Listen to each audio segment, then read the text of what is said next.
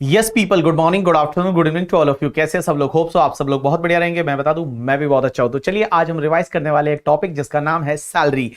अब charging section 15 है, वो बोलती है कि सैलरी हेड में इनकम तभी टैक्सेबल होती है जब एम्प्लॉय एम्प्लॉयर का रिलेशनशिप होता है। एम्प्लॉय एम्प्लॉयर का रिलेशनशिप मींस मास्टर सर्वेंट का रिलेशनशिप है, तो इनकम इस हेड में टैक्सेबल होती है। अब क्वेश्चन ये आता है कि क्या सर हम कोई पार्ट टाइम जॉब करते हैं और उससे कोई सैलरी मिलती है, वो भी इसी हेड में टैक्सेबल होगी? Answer is yes. अगर आप पार्ट टाइम जॉब करो या फुल टाइम जॉब करो, आपको अगर सैलरी मिल रही है तो सैलरी है वो इसी हेड में टैक्सेबल होती है। अब क्वेश्चन ये आता है कि सैलरी टैक्सेबल कब होगी? सर ड्यू बेसिस पे टैक्सेबल हो जाएगी या फिर पैसा रोकड़ा मिलेगा रिसीव्ड बेसिस पे टैक्सेबल होगी? Right answer is whichever is earlier। अगर आपको सैलरी ड्यू बेसिस पे टैक्सेबल हो रही है या रिसीव बेसिस पे टैक्सेबल हो रही है, whichever is earlier जो है वो टैक्सेबल हो जाएगी। जैसे फॉर एन एग्जांपल, आपने जॉब किया कहीं पे, आपको पैसा अभी तक मिला नहीं है, पैसा हो सकता है 1 साल बाद मिलेगा, तो भी अभी आपको टैक्सेबल हो जाएगा। और अगर आपको कोई एडवांस में सैलरी मिल जाती है तो भी टैक्सेबल अभी हो जाएगी, बिकॉज रिसीव्ड और due whichever is earlier basis पे टैक्सेबल हो जाएगा। एक और चीज समझना, अगर कोई भी पार्टनर है और पार्टनर को पार्टनरशिप फर्म से कोई भी सैलरी मिलती है, रेम्यूनरेशन मिलता है, तो ध्यान रखना it is always taxable under the head PGBP. वो बिजनेस एंड प्रोफेशन में जाएगी, क्योंकि पार्टनर जो है वो पार्टनरशिप फर्म का एम्प्लॉय नहीं है, he is the part owner, he is the owner of the partnership firm. तो उसको जो भी रेम्यूनरेशन मिलेगा, सैलरी मिलेगी, that is always taxable under the head PGBP. एक और चीज समझना, एमपी एमएलए एमएलसी जो रहते हैं उनको जो सैलरी मिलती है वो टैक्सेबल होती है under income from other sources, because they are not providing service, means there is no employ employ relationship, they are representative of the people, और उनको जो भी सैलरी मिलेगी that is taxable under income from other sources. एक और चीज समझना, दो लाइन होती है, one is the contract of service and one is the contract for service.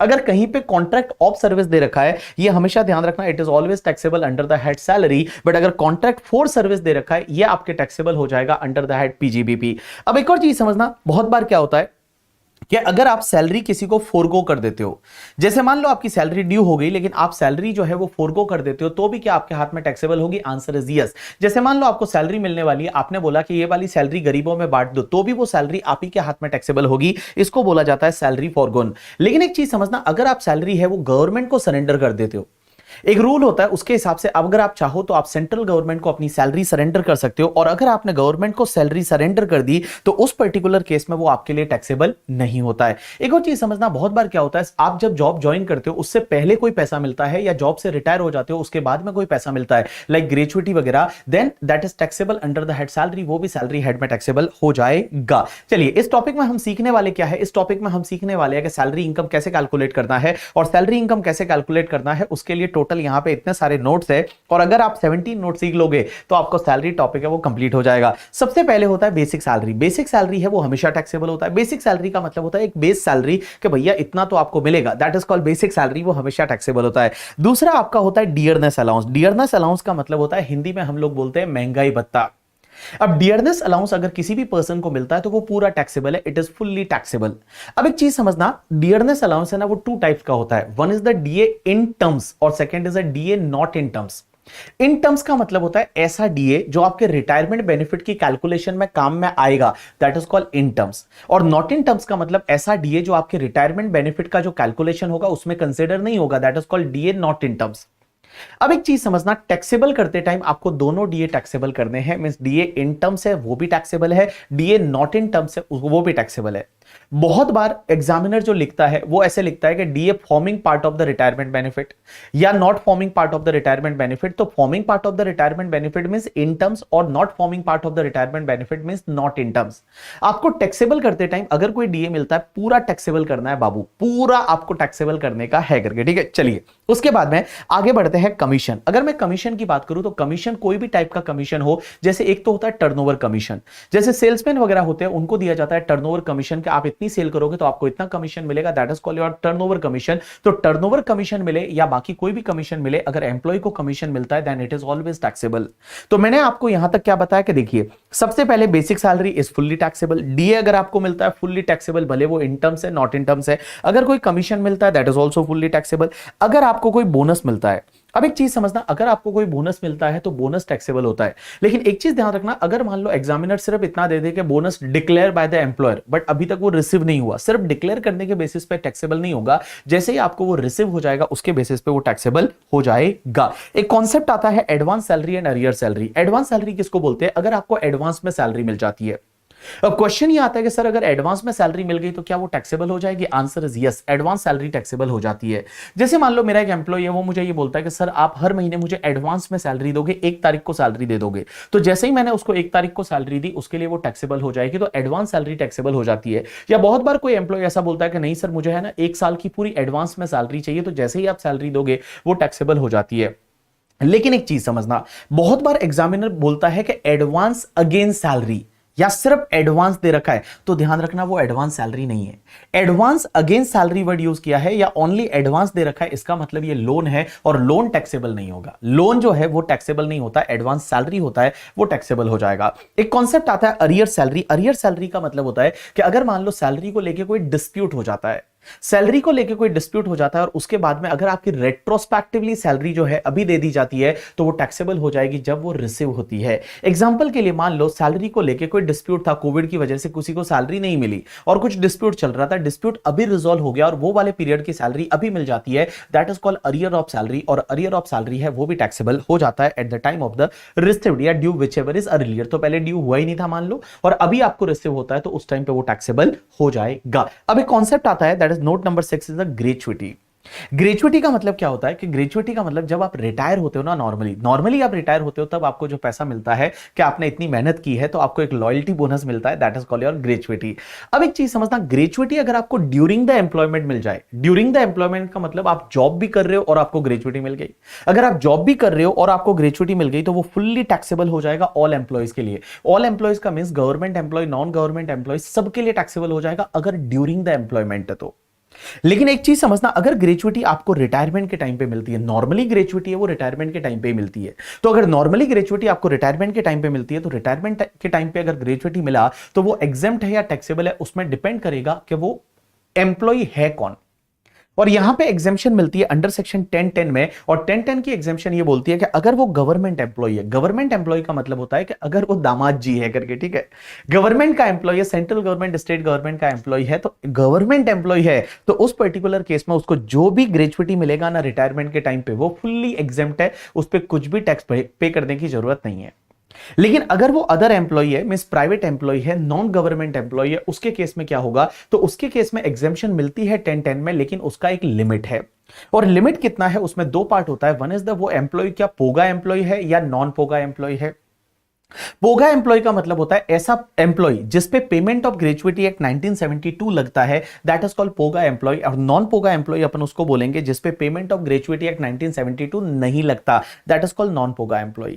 अब एक चीज समझना, पोगा एम्प्लॉय के केस में एग्जेम्पशन कितना मिलेगा, तो लॉ मेकर्स बोलते हैं पोगा एम्प्लॉय के केस में एग्जेम्पशन लेने के लिए आप एक काम करिए, सबसे पहले लीजिए 15 divide by 26 multiply by salary per month और multiply by number of years of the completion of service. Second is the actual amount received and third is the maximum 20 lakh, which ever is lower है उतने की आपको exemption मिल जाएगी। तो मैंने क्या बोला, सबसे पहले पोगा एम्प्लॉय। पोगा एम्प्लॉय का मतलब होता है कि अगर कोई ऐसा एम्प्लॉय जिसपे पेमेंट ऑफ ग्रेच्युटी एक्ट लगता है, तो वहां पे एग्जेम्पशन कितना मिलेगा। सबसे पहले आप एक काम करिए, 15 divide by 26 multiply by salary per month multiply by number of years of completion of service. Second is actual amount received and third is maximum 20 lakh है, वो आपको लेना है।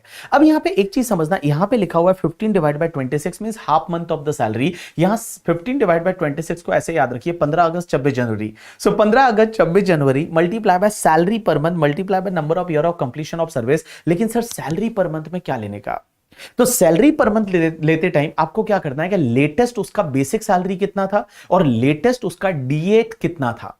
लेटेस्ट उसका बेसिक सैलरी कितना था और लेटेस्ट उसका डीए कितना था, वो आपको टोटल करना है। लेटेस्ट मींस अभी उसका बेसिक सैलरी कितना चल रहा था एंड लेटेस्ट उसका डीए कितना था। डीए में आपको दोनों डीए लेना है, डीए इन टर्म्स भी लेना है, नॉट इन टर्म्स भी लेना है, और ये आपका हो जाएगा basically salary per month multiply by number of years of completion of service के उसने कितने साल की सर्विस कंप्लीट की है। लेकिन यहां पे एक चीज समझना, जब आप number of years of completion of service लेते हैं ना, तो यहां पे मंथ में अगर मान लो आपका जो फ्रैक्शन है वो फ्रैक्शन में 6 महीने से ज्यादा है, तो आपको क्या करना है, राउंडेड ऑफ करना है। 6 महीने से ज्यादा है तो राउंडेड ऑफ करना है। जैसे 30 ईयर्स और 4 मंथ है तो आपको 30 ईयर्स ही लेना है। 30 ईयर्स और एग्जैक्ट 6 मंथ है तो भी 30 ईयर्स लेना है, लेकिन अगर आपका 30 ईयर्स और 9 मंथ है तो यहां पे आपको 31 ईयर्स लेना है। मींस यहां पे आपको 31 लेना है in case of the POGA employee. तो मैंने क्या बोला, पोगा एम्प्लॉय के केस में आपको क्या करना है, 15 अगस्त डिवाइड बाय 26 जनवरी multiply by salary per month multiply by number of years of completion of service. अब सैलरी पर मंथ में लेना है लेटेस्ट बेसिक सैलरी कितना था, लेटेस्ट आपका डीए कितना था, डीए में दोनों आपको लेना है और मल्टीप्लाई बाय आपका क्या करना है, डीए जो है वो आपको दोनों में लेना है और number of years of completion of service में अगर आपका फ्रैक्शन ऑफ द मंथ है वो 6 मंथ से ज्यादा है तो उसको आपको ईयर में राउंडेड ऑफ करना है। ये तो बात हो गई पोगा एम्प्लॉय की। लेकिन अगर बात करते हैं अपन नॉन पोगा एम्प्लॉय की, तो नॉन पोगा एम्प्लॉय के केस में आपको क्या करना है, कितना एग्जामिशन मिलेगा, तो सबसे पहले आप एक काम करिए 1/2 कर दीजिए, इसका मतलब हाफ करिए 1/2 multiply by average salary per month लेना है multiply by number of years of completion of service and second is actual amount received और मैक्सिमम 20 लाख, वही वाला सेम है। अब एक चीज समझना, यहां पे 1/2 के बाद में एवरेज सैलरी पर मंथ का मतलब क्या होता है, तो एवरेज सैलरी पर मंथ का मतलब होता है, आप एक काम करिए कि भैया लास्ट के 10 मंथ का आपका बेसिक सैलरी कितना था, डीए इन टर्म्स कितना था एंड टर्नओवर कमीशन कितना था, उनका आपको लास्ट के 10 मंथ का एवरेज करना है। लास्ट के 10 मंथ का मतलब यहां पे क्या होता है, जिस मंथ में रिटायर होता है उस मंथ को आप छोड़ दीजिए, उसके पिछले जो 10 महीने हैं वो 10 महीने में basic salary DA in terms वाला ओनली एंड टर्नओवर कमीशन जो है उसका आपको एवरेज कितना है, 10 मंथ का आपको एवरेज लेना है। यह आपका आ जाएगा एवरेज सैलरी पर मंथ और multiply by number of years of completion of service and number of years of completion of service लेते टाइम आपको फ्रैक्शन को छोड़ देना है। फ्रैक्शन को छोड़ना है इसका मतलब अगर मान लो आपका 30 इयर्स और 11 मंथ है तो भी आपको यहां पे 30 इयर्स ही लेना पड़ेगा। अगर 30 इयर्स और 11 मंथ है तो भी आपको यहां पे कितना लेना पड़ेगा, 30 इयर्स है वो ही लेना पड़ेगा। यू गॉट माय पॉइंट और नॉट? यस। तो चलिए एक बार मैं वापस रिवाइज कराता हूं मैंने क्या पढ़ा है। सबसे पहले मैंने बात की ग्रेजुएटी की। अगर ग्रेजुएटी आपको ड्यूरिंग द एम्प्लॉयमेंट मिलता है तो पूरा टैक्सेबल है।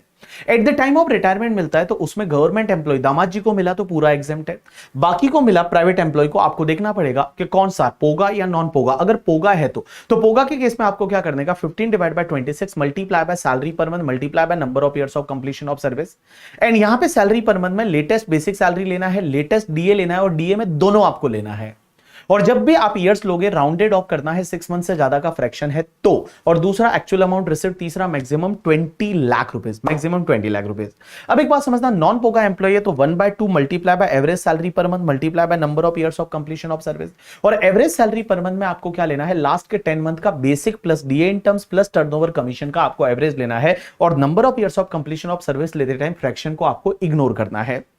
अब एक और चीज समझना, अगर मान लो एक एम्प्लॉय है रिटायर हुआ एक जगह से और उसको कोई ग्रेजुएटी मिला और उसने एग्जेम्पशन लिया 8 लाख का। अब उसने कुछ नया जॉब ज्वाइन किया और वहां से वापस रिटायर हुआ और अब वहां से जब वापस रिटायर हो रहा है ना, तो ध्यान रखना कि वहां पे एग्जेम्पशन लेते टाइम आप 8 लाख का एग्जेम्पशन पहले ले चुके हो तो रिमेनिंग वाले के लिए आप मैक्सिमम 12 लाख का ही एग्जेम्पशन ले सकते हो। इसका मतलब ये जो यहां पे 20 लाख का लिमिट होता है ना, दिस 20 लाख का limit is for the overall gratuity exemption from multiple employer. Means अगर आपके मल्टीपल एम्प्लॉयर थे और मल्टीपल एम्प्लॉयर से आपको ग्रेजुएटी मिल रहा है तो उस पर्टिकुलर केस में 20 लाख का लिमिट है वो आपके टोटल पे लगेगा। चलिए उसके बाद नेक्स्ट नोट पे चालू करते हैं पेंशन। पेंशन का मतलब टेंशन नहीं, पेंशन। पेंशन क्या होता है, तो देखो पेंशन दो तरीके की होती है। एक तो होती है अनकम्प्यूटेड पेंशन या जिसको हम मंथली पेंशन बोलते हैं। जैसा कि आपके मान लो दादाजी कहीं पे काम करते थे तो उनको पेंशन मिल रही होगी हर महीने, तो that is called your uncommuted pension या जिसको मंथली पेंशन बोलते हैं। मंथली पेंशन सबके लिए टैक्सेबल है, भले गवर्नमेंट एम्प्लॉय हो नॉन गवर्नमेंट एम्प्लॉय हो, monthly pension is taxable for all. लेकिन अगर अपन बात करते हैं कम्प्यूटेड पेंशन, कम्प्यूटेड पेंशन का मतलब होता है लमसम पेंशन। आप एक साथ में पेंशन ले लीजिए जिसको बोला जाता है कम्प्यूटेड पेंशन या लमसम पेंशन। तो अगर मैं कम्प्यूटेड पेंशन या लमसम पेंशन की बात करूं तो उसमें एग्जेम्पशन मिलती है अंडर सेक्शन 1010 ए में। और 1010 ए में एग्जेम्पशन कितनी मिलती है समझने की कोशिश करना। तो कम्प्यूटेड पेंशन का मतलब होता है लमसम पेंशन। लमसम पेंशन में आपको 1010 ए में एग्जेम्पशन मिलती है। उसमें सबसे पहले अगर गवर्नमेंट एम्प्लॉय है तो बेटा पूरा एग्जाम, दामाद जी के लिए पूरा एग्जाम। लेकिन अगर नॉन गवर्नमेंट एम्प्लॉय है तो उस पर्टिकुलर केस में आपको देखना पड़ेगा कि क्या उसको ग्रेजुएटी मिल रही है या नहीं। अगर ग्रेजुएटी भी मिल रही है तो आपको एग्जेम्पशन मिलेगा टोटल पेंशन का 1/3। लेकिन अगर ग्रेजुएटी नहीं मिल रही तो आपको टोटल पेंशन का 1/2 है उतना एग्जेम्पशन मिल जाएगा। तो देखिए मैंने क्या बोला, पेंशन। पेंशन का मतलब जो पेंशन मिलती है, दो तरीके की पेंशन होती है। वन इज द आपको हर मंथ मिलती है, और एक बहुत बार ऐसा आता है आप एक साथ में ले लेते हो, एक मुश्त ले लेते हो, लमसम में ले लेते हो। तो अगर आपको मंथली पेंशन मिलती है, अनकम्प्यूटेड पेंशन मिलती है, it is taxable for all employee. लेकिन अगर आपको लमसम पेंशन मिलती, आपको मंथली पेंशन मिलती है, मैंने क्या बोला, देखो मंथली पेंशन मिलती है, हर महीने पेंशन मिलती है, जिसको अनकम्प्यूटेड पेंशन बोलते हैं, that is taxable for all employee. लेकिन अगर आप लमसम पेंशन ले लेते हो, एक साथ में पेंशन ले लेते हो, तो उसमें एग्जेम्पशन मिलेगा। गवर्नमेंट एम्प्लॉय के लिए पूरा एग्जेम्प्ट है, अदर एम्प्लॉय के लिए देखना पड़ेगा कि आपको ग्रेच्युटी मिल रही है। अगर ग्रेच्युटी मिल रही है तो उस पर्टिकुलर केस में टोटल पेंशन का 1/3 एग्जेम्प्ट है, और ग्रेच्युटी नहीं मिल रही तो टोटल पेंशन का 1/2 है, वो एग्जेम्प्ट हो जाएगा। एक और चीज समझना है यहां पे, बहुत बार एग्जामिनर ऐसा देगा कि आपको 3 लाख का पेंशन मिला है लमसम में, जो कि आपका 60% ऑफ पेंशन है। तो एक बात समझना, एग्जेम्पशन लेते टाइम आप सीधा 3 लाख का 1/3 नहीं करोगे, या 3 लाख का 1/2 नहीं करोगे। आपको क्या करना पड़ेगा, वो 3 लाख का जो पेंशन आपको मिला है वो तो 60% के लिए मिला है ना, पहले आपको टोटल पेंशन कैलकुलेट करनी पड़ेगी। और टोटल पेंशन कैसे कैलकुलेट करोगे कि जो 3 लाख मिला है that is divide by 60% multiply by 100% के लिए कितना होगा, 5 लाख होगा। तो 5 लाख का 1/3 या 5 लाख का 1/2 है, उतना आपका एग्जेम्प्ट हो जाएगा। चलिए अब अपन चालू करते हैं note number 8, that is the leave salary. Leave salary क्या होता है कि बहुत बार आप जो लोग हैं वो लीव लेते ही नहीं है। मींस एम्प्लॉयर ने लीव दिया कि आप भैया हर साल में आप मान लो 20 डेज या 30 डेज का लीव लीजिए, बट आप लीव लेते ही नहीं हो, आप तो भी जॉब पे जाते हो, तो उसके लिए जो पैसा मिलता है that is called your leave salary. अब एक बात समझना, लीव सैलरी का मतलब होता है that is encashment of the unutilised leave. जो आपकी अनयूटिलाइज्ड लीव थी ना, उसको आप एनकैश करा रहे हो, अनयूटिलाइज्ड लीव को आप एनकैश करा रहे हो, उसका पैसा ले रहे हो, that is called your leave salary. अब लीव सैलरी अगर आपको ड्यूरिंग द एम्प्लॉयमेंट मिल जाता है, मींस आपका जॉब भी चल रहा है और अगर आपको लीव सैलरी मिल जाता है तो पूरा टैक्सेबल है। लेकिन अगर मान लो लीव सैलरी आपको रिटायरमेंट के टाइम पे मिलता है तो क्या होगा, अगर आपको रिटायरमेंट के टाइम पे मिलता है और दामाद जी है तो पूरा एग्जेम्प्ट अंडर सेक्शन 10(10)AA। लेकिन अगर दामाद जी नहीं है तो आपको एग्जेम्पशन मिलेगा, लेकिन एग्जेम्पशन कितना मिलेगा उसकी लिमिट है। लिमिट में यहां पे 4 अमाउंट है, चारों में से विचएवर इज लोअर। सबसे पहला, जितना आपका लीव क्रेडिट है multiply by average salary per month.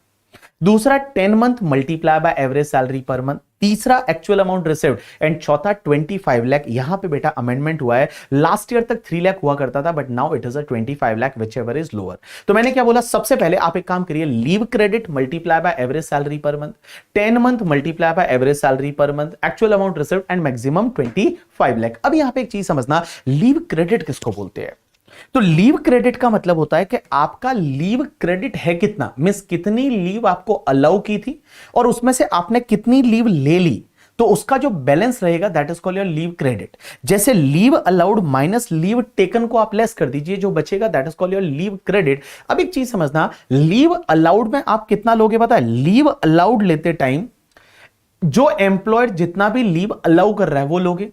लेकिन एक चीज ध्यान रखना, यहां इनकम टैक्स के हिसाब से मैक्सिमम कंप्लीटेड ईयर का मैक्सिमम 30 डेज का लीव हो सकता है। मींस एक साल के लिए 30 डेज का लीव है, वो मैक्सिमम लीव अलाउड हो सकता है। अगर उससे ज्यादा दे रखा है तो आपको छोड़ना है, आपको लीव अलाउड में सिर्फ 30 डेज ही लेना है फॉर द कंप्लीटेड ईयर। जैसे एग्जामिनर आपको ऐसा दे दे कि एक एम्प्लॉय ऐसा है जिसने 20 इयर्स एंड 7 मंथ का सर्विस किया। अब पहले तो 7 मंथ को छोड़ दो, कंप्लीटेड ईयर कितने हैं 20 इयर्स, और उसको हर महीने जो एम्प्लॉयर है वो मान लो 1.5 मंथ का लीव देता था, तो 1.5 मंथ के हिसाब से तो लीव अलाउड 30 मंथ हो जाएगा। लेकिन तो भी आपको 30 मंथ नहीं लेना, यहां पे आपको 20 मंथ ही लेना है, बिकॉज एवरी ईयर के लिए मैक्सिमम 30 डेज का लीव ही अलाउ हो सकता है इस फॉर्मूले के हिसाब से। माइनस लीव टेकन, उसने कितना लीव लिया तो जो बैलेंस बचेगा that is called your leave credit. यहां पे एक और चीज समझना, ये जो लीव क्रेडिट आएगा ना, इसको आपको मंथ में कन्वर्ट करना पड़ेगा।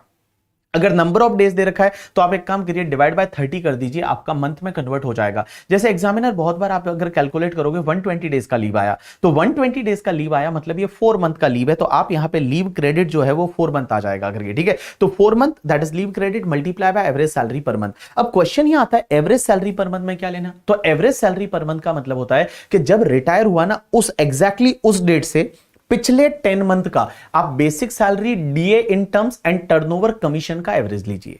मींस जिस डेट को रिटायर होता है उस डेट को छोड़ दीजिए, उसके एग्जैक्टली लास्ट के 10 मंथ का एक काम करिए, basic salary plus DA in terms plus turnover commission का आप एवरेज ले लीजिए, वो आपको मिल जाएगा average salary per month. You got my point और नॉट? यस। चलिए अब अपन नेक्स्ट नोट पे चलते हैं, that is called your VRS. VRS का मतलब होता है वॉलंटरीली रिटायरमेंट स्कीम। अब एक बात समझना, बहुत बार क्या होता है कि एम्प्लॉय का रिटायरमेंट है वो ड्यू होना बाकी है, अभी तक रिटायर हुआ नहीं है, लेकिन उसको बोल दिया जाता है कि अगर आपको चाहे तो आप वॉलंटरीली रिटायरमेंट ले सकते हो, आपको एक कंपनसेशन मिलेगा, आपको पैसा मिलेगा, that is called VRS compensation. तो वीआरएस कंपनसेशन अगर किसी को मिलता है तो उस पर क्या एग्जेम्पशन मिलेगा? आंसर इज यस, उस पर एग्जेम्पशन मिलेगा अंडर सेक्शन 1010C में। और ये 1010C में एग्जेम्पशन कितना मिलेगा? तो उसके लिए आप एक काम करिए, सबसे पहले ले लीजिए सैलरी पर मंथ कितना है, मल्टीप्लाई बाय 3 मंथ कर दीजिए, तो इसका मतलब हुआ 3 मंथ का salary, multiply by number of years of completion of service, means आपने कितने साल का सर्विस कंप्लीट किया था। यहां पे भी अगर आपका फ्रैक्शन है तो वो इग्नोर करना है, अगर फ्रैक्शन ऑफ द ईयर है वो आपको इग्नोर करना है। जैसे 25 ईयर्स और 9 मंथ दे रखा है तो आपको 25 ईयर्स ही लेना है। तो salary per month multiply bye 3 month means 3 month का सैलरी हो गया, multiply by number of years of completion of service. Now second में आप एक काम करिए, salary per month multiply by number of remaining month of the service, means आपका कितना सर्विस रिमेनिंग रहा है। जैसे मान लो आपको एग्जामिनर ऐसा दे दे कि आपका 5 इयर्स का सर्विस रिमेनिंग है, तो 5 इयर्स मल्टीप्लाई बाय 12 मतलब 60 मंथ का सर्विस है वो आपका रिमेनिंग है। तो आप एक काम करिए, salary per month multiply bye 60 कर दीजिए। तीसरा आपको लेना है एक्चुअल अमाउंट रिसीव्ड, और चौथा maximum 5 lakh, whichever is lower है उतना, विचएवर इज लोअर है उतने का आपको एग्जेम्पशन मिल जाएगा। तो देखिए एग्जेम्पशन कितना मिलेगा वीआरएस के केस में, तो वीआरएस के केस में आप एक काम करिए, सबसे पहले सैलरी पर मंथ लीजिए। अब सैलरी पर मंथ में क्या लेने का कि तभी का आपका बेसिक सैलरी कितना है, डीए इन टर्म्स कितना है, एंड प्लस टर्नओवर कमीशन कितना है। तो basic salary plus DA in terms वाला कितना है, प्लस टर्नओवर कमीशन कितना है, वो ले लीजिए। That is salary per month multiply bye 3 month multiply by number of years of completion of service. Second क्या है, salary per month multiply by number of remaining month of the service, and third क्या है, actual amount received, and fourth क्या है, maximum 5 lakh, whichever is lower है उतने का exemption आपको मिल जाएगा। अब एक और चीज समझना, नोट नंबर 13 आता है, that is the retrenchment compensation. Retrenchment compensation क्या होता है कि बहुत बार एम्प्लॉइज को हटा दिया जाता है जॉब से, एम्प्लॉइज को हटाया जाता है जॉब से। इसका मतलब ये होता है कि जैसे कंपनी जो है वो चटनी करती है ना, चटनी आपने सुना होगा कि इतने एम्प्लॉय की चटनी कर दी, इस कंपनी ने 10% एम्प्लॉय कम कर दिया, दैट इज अगर रिट्रेंच कर रहे हैं। तो अगर आप एम्प्लॉय को निकालते हो तो उसको कोई कंपनसेशन देते हैं as per the industrial dispute act, और वो रिट्रेंचमेंट कंपनसेशन होता है। तो क्या उस पर एग्जेम्पशन मिलती है? आंसर इज यस, उस पर एग्जेम्पशन मिलती है अंडर सेक्शन 1010B में। और ये 1010B में एग्जेम्पशन कितनी मिलेगी, उसमें दो पार्ट है, विचएवर इज लोअर। सबसे पहला, जितना compensation as per industrial dispute act है, means compensation as per industrial dispute act और maximum 5 lakh, whichever is lower है उतने का आपको एग्जेम्पशन मिल जाएगा।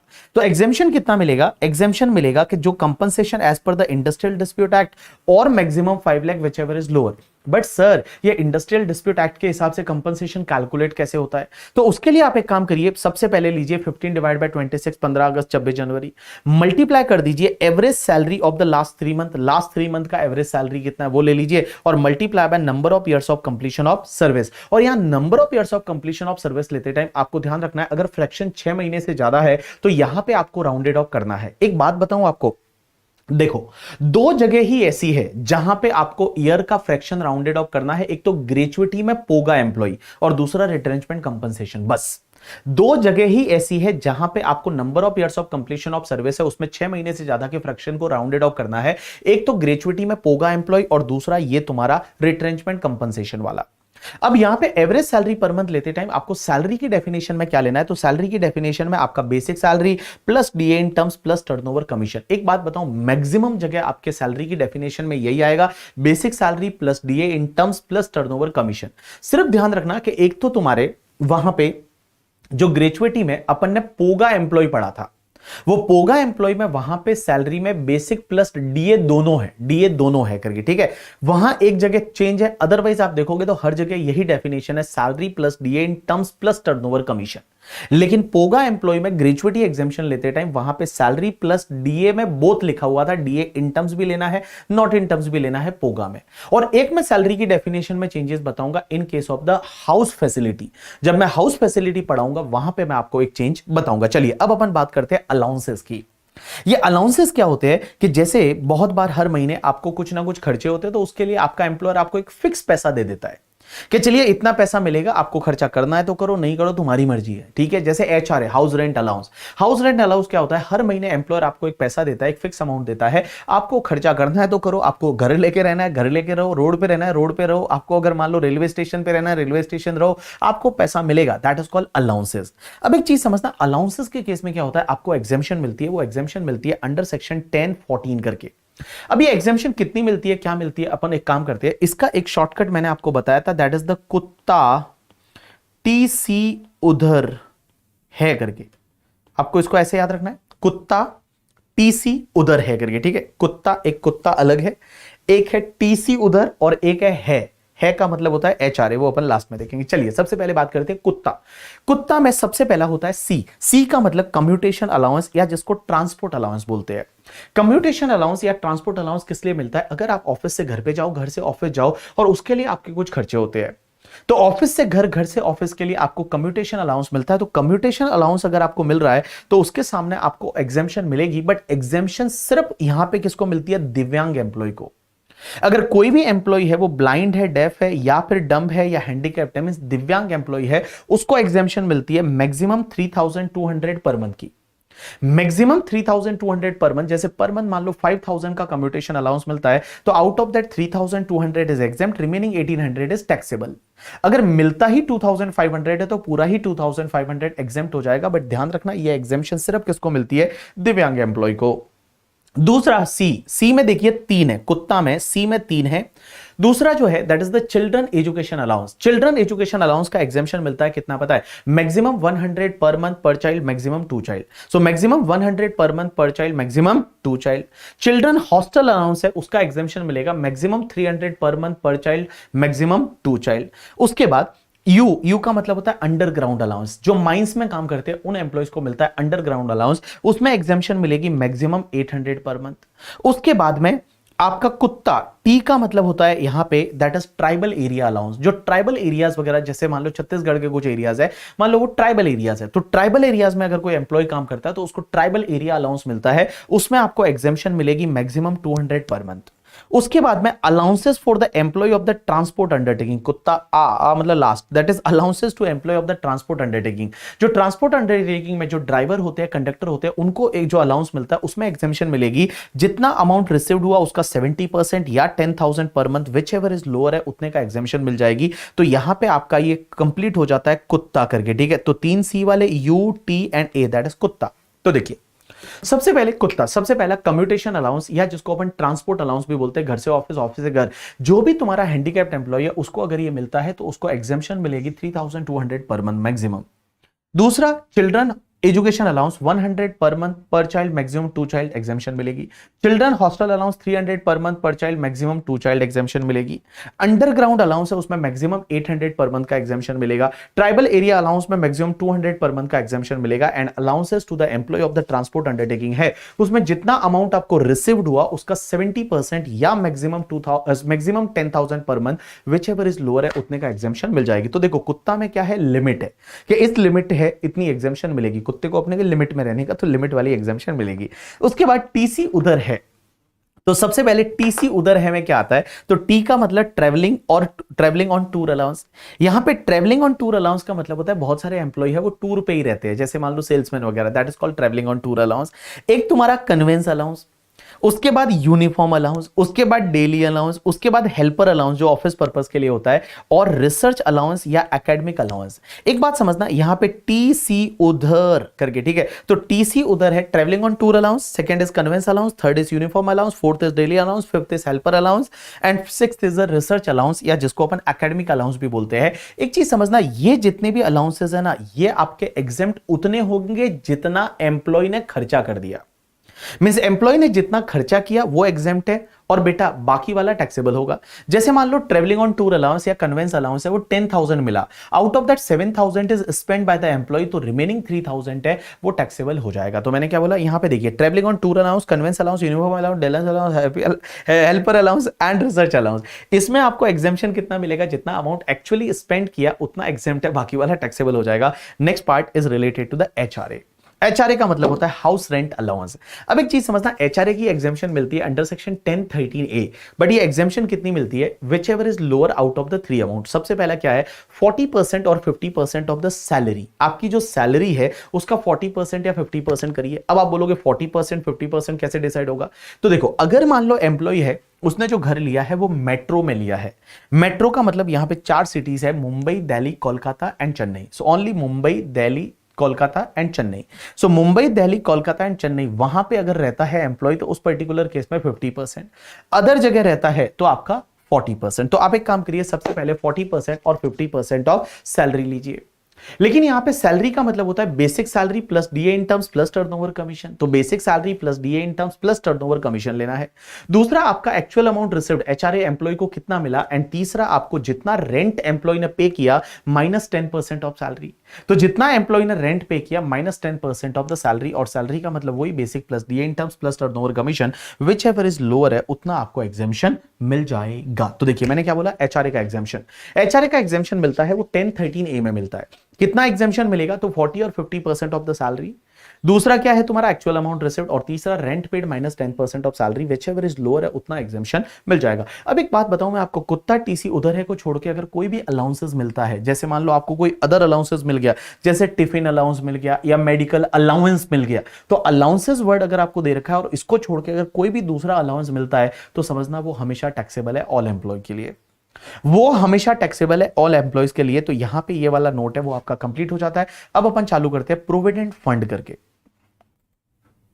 अब अपन चालू कर रहे हैं प्रोविडेंट फंड। अब एक बात समझना, प्रोविडेंट फंड क्या होता है बेसिकली, कि जब एम्प्लॉय जॉब कर रहा होता है उस टाइम पे वो खुद कुछ कंट्रीब्यूशन करता है, कुछ कंट्रीब्यूशन उसका एम्प्लॉयर करता है, और हर साल उस पे इंटरेस्ट वगैरह एक्यूमुलेट होता जाता है, और जब वो रिटायर हो जाता है तो उसको एक लमसम पैसा मिलता है जिसको बोला जाता है प्रोविडेंट फंड। एक बात बता दूं, मैंने आपको बताया हुआ है 4 तरह के प्रोविडेंट फंड होते हैं। एक तो होता है statutory provident fund. Statutory provident fund basically government companies होती है जो गवर्नमेंट एम्प्लॉइज पे लगता है, that is called statutory provident fund. एक होता है recognised provident fund. Recognised provident fund क्या होता है कि ऐसा प्रोविडेंट फंड जिसकी इनकम टैक्स डिपार्टमेंट से परमिशन ले रखी होती है, परमिशन ले रखी होती है, अप्रूवल ले रखी होती है, जिसको रिकॉग्नाइज्ड प्रोविडेंट फंड बोलते हैं। एक होता है अनरिकॉग्नाइज्ड प्रोविडेंट फंड, मतलब जिस फंड का अप्रूवल नहीं ले रखा। ये 3 जो फंड होते हैं इसको ईपीएफ भी बोला जाता है, एम्प्लॉय प्रोविडेंट फंड। एक होता है PPF, that is public provident fund. Public provident fund normal public के लिए होता है, एम्प्लॉय की जरूरत नहीं, सबके लिए होता है, आपके मेरे लिए होता है, वो पीपीएफ होता है।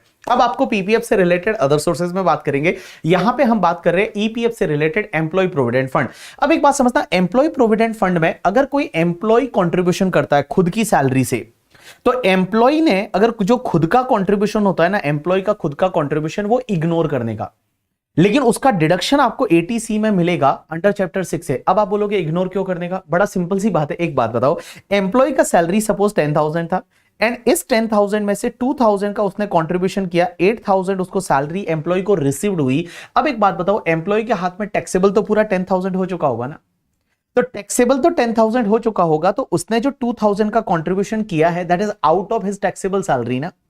तो यहां पे एम्प्लॉय का जो खुद का कंट्रीब्यूशन होता है ना, वो खुद का कंट्रीब्यूशन इग्नोर करने का। लेकिन एम्प्लॉयर का जो कंट्रीब्यूशन है उसका क्या होगा, तो एम्प्लॉयर का कंट्रीब्यूशन जो है वो एम्प्लॉय को बेनिफिट हुआ, लेकिन एम्प्लॉयर का कंट्रीब्यूशन जो है वो एग्जेम्प्ट हो जाएगा, और जो इंटरेस्ट हर साल एक्यूमुलेट होगा वो भी एग्जेम्प्ट हो जाएगा, और लमसम पैसा जब मिलता है एम्प्लॉय को रिटायरमेंट के टाइम पे तो वो भी एग्जेम्प्ट हो जाएगा अंडर सेक्शन 10(11).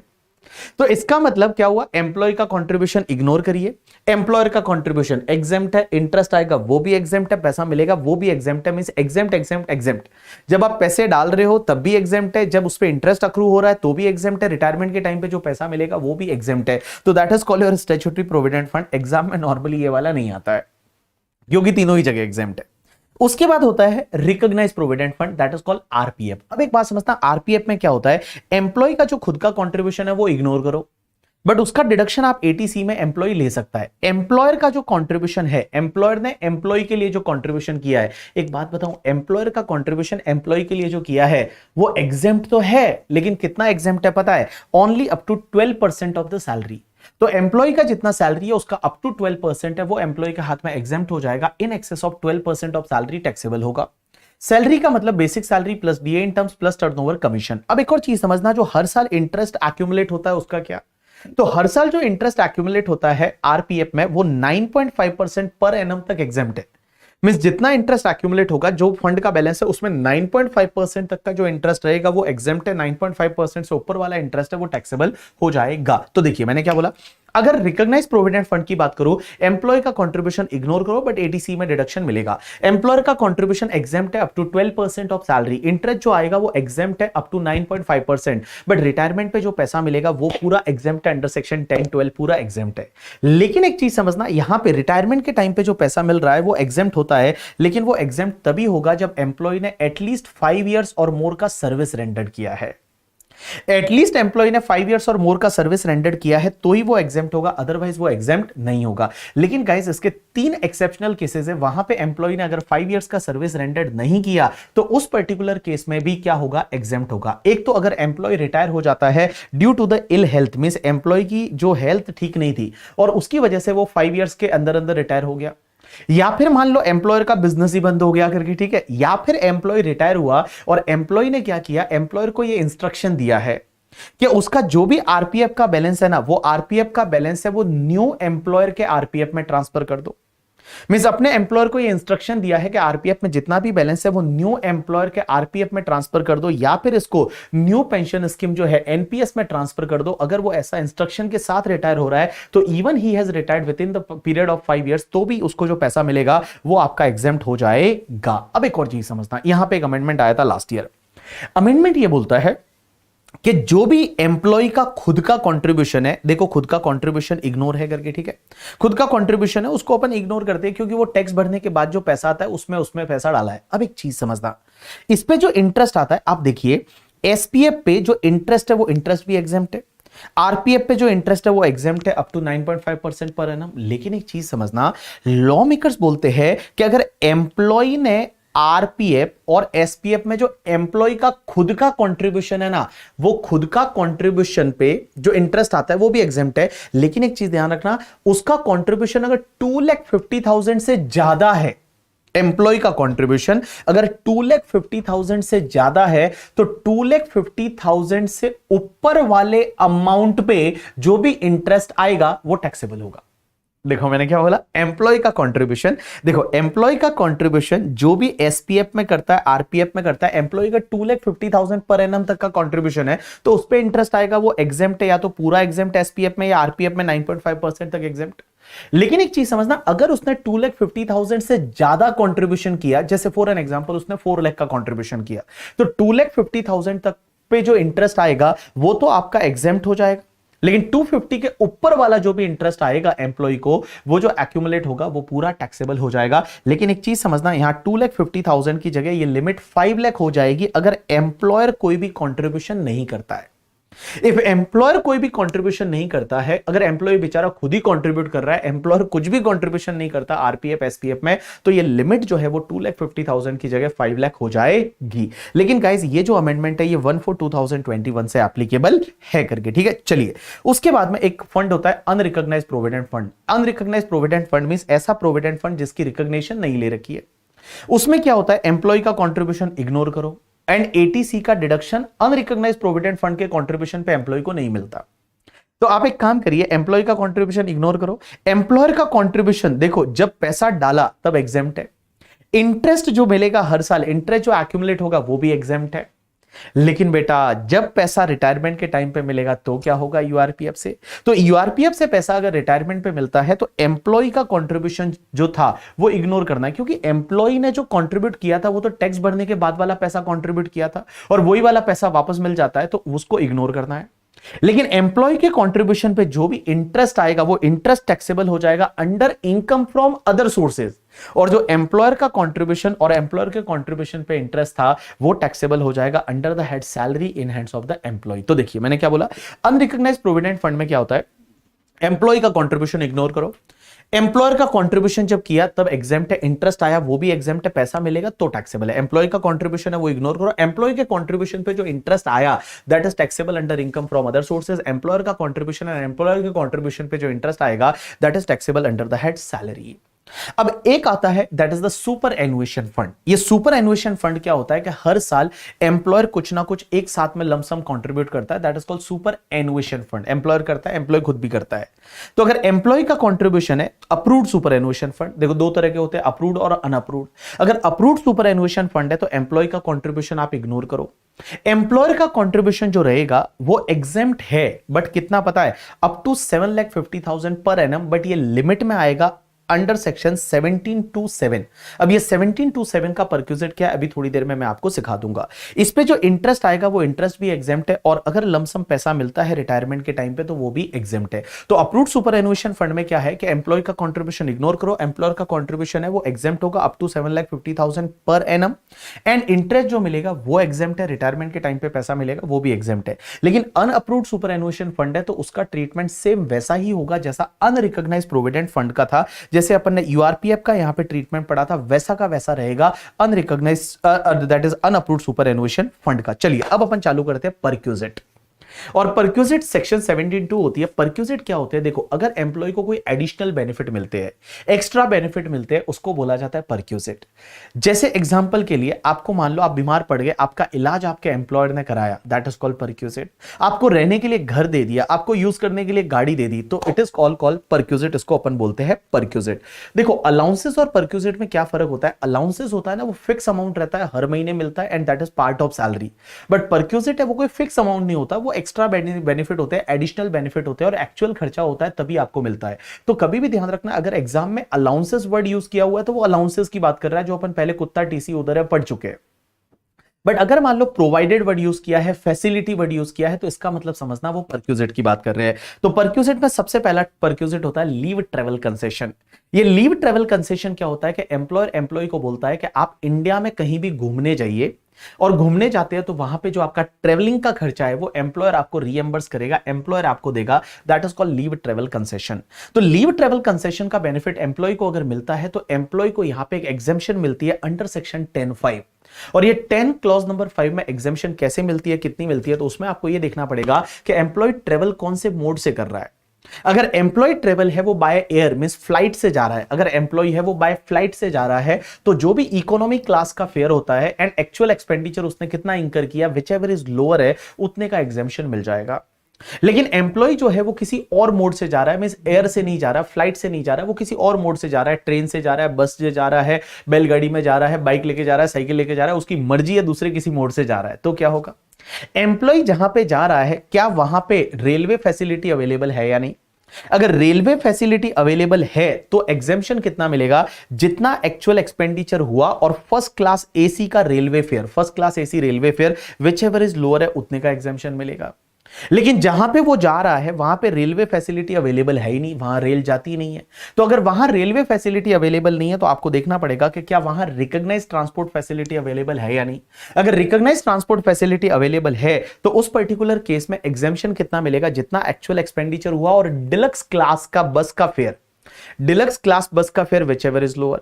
बट अगर रिकॉग्नाइज्ड ट्रांसपोर्ट फैसिलिटी भी अवेलेबल नहीं है तो उस पर्टिकुलर केस में क्या होगा, जितना एक्चुअल एक्सपेंडिचर हुआ है एज वेल जितना एक्चुअल एक्सपेंडिचर हुआ है, या फिर फर्स्ट क्लास एसी रेलवे का fair of the similar distance which ever is lower है, उतने का एग्जेम्पशन मिल जाएगा। तो देखिए एलटीसी का एग्जेम्पशन है वो मिलता है अंडर सेक्शन 10(5). कैसे मिलता है, कितना मिलता है, तो उसमें आपको ये देखना है आप ट्रेवल कैसे कर रहे हो। एम्प्लॉय ट्रेवल अगर बाय एयर फ्लाइट से कर रहा है तो एक्चुअल एक्सपेंडिचर और इकोनॉमिक क्लास का fair which ever is lower, किसी अदर मोड से कर रहा है, आपको देखना है वहां रेल जाती है, रेल जाती है तो रेलवे का first class AC fair, actual expenditure which ever is lower.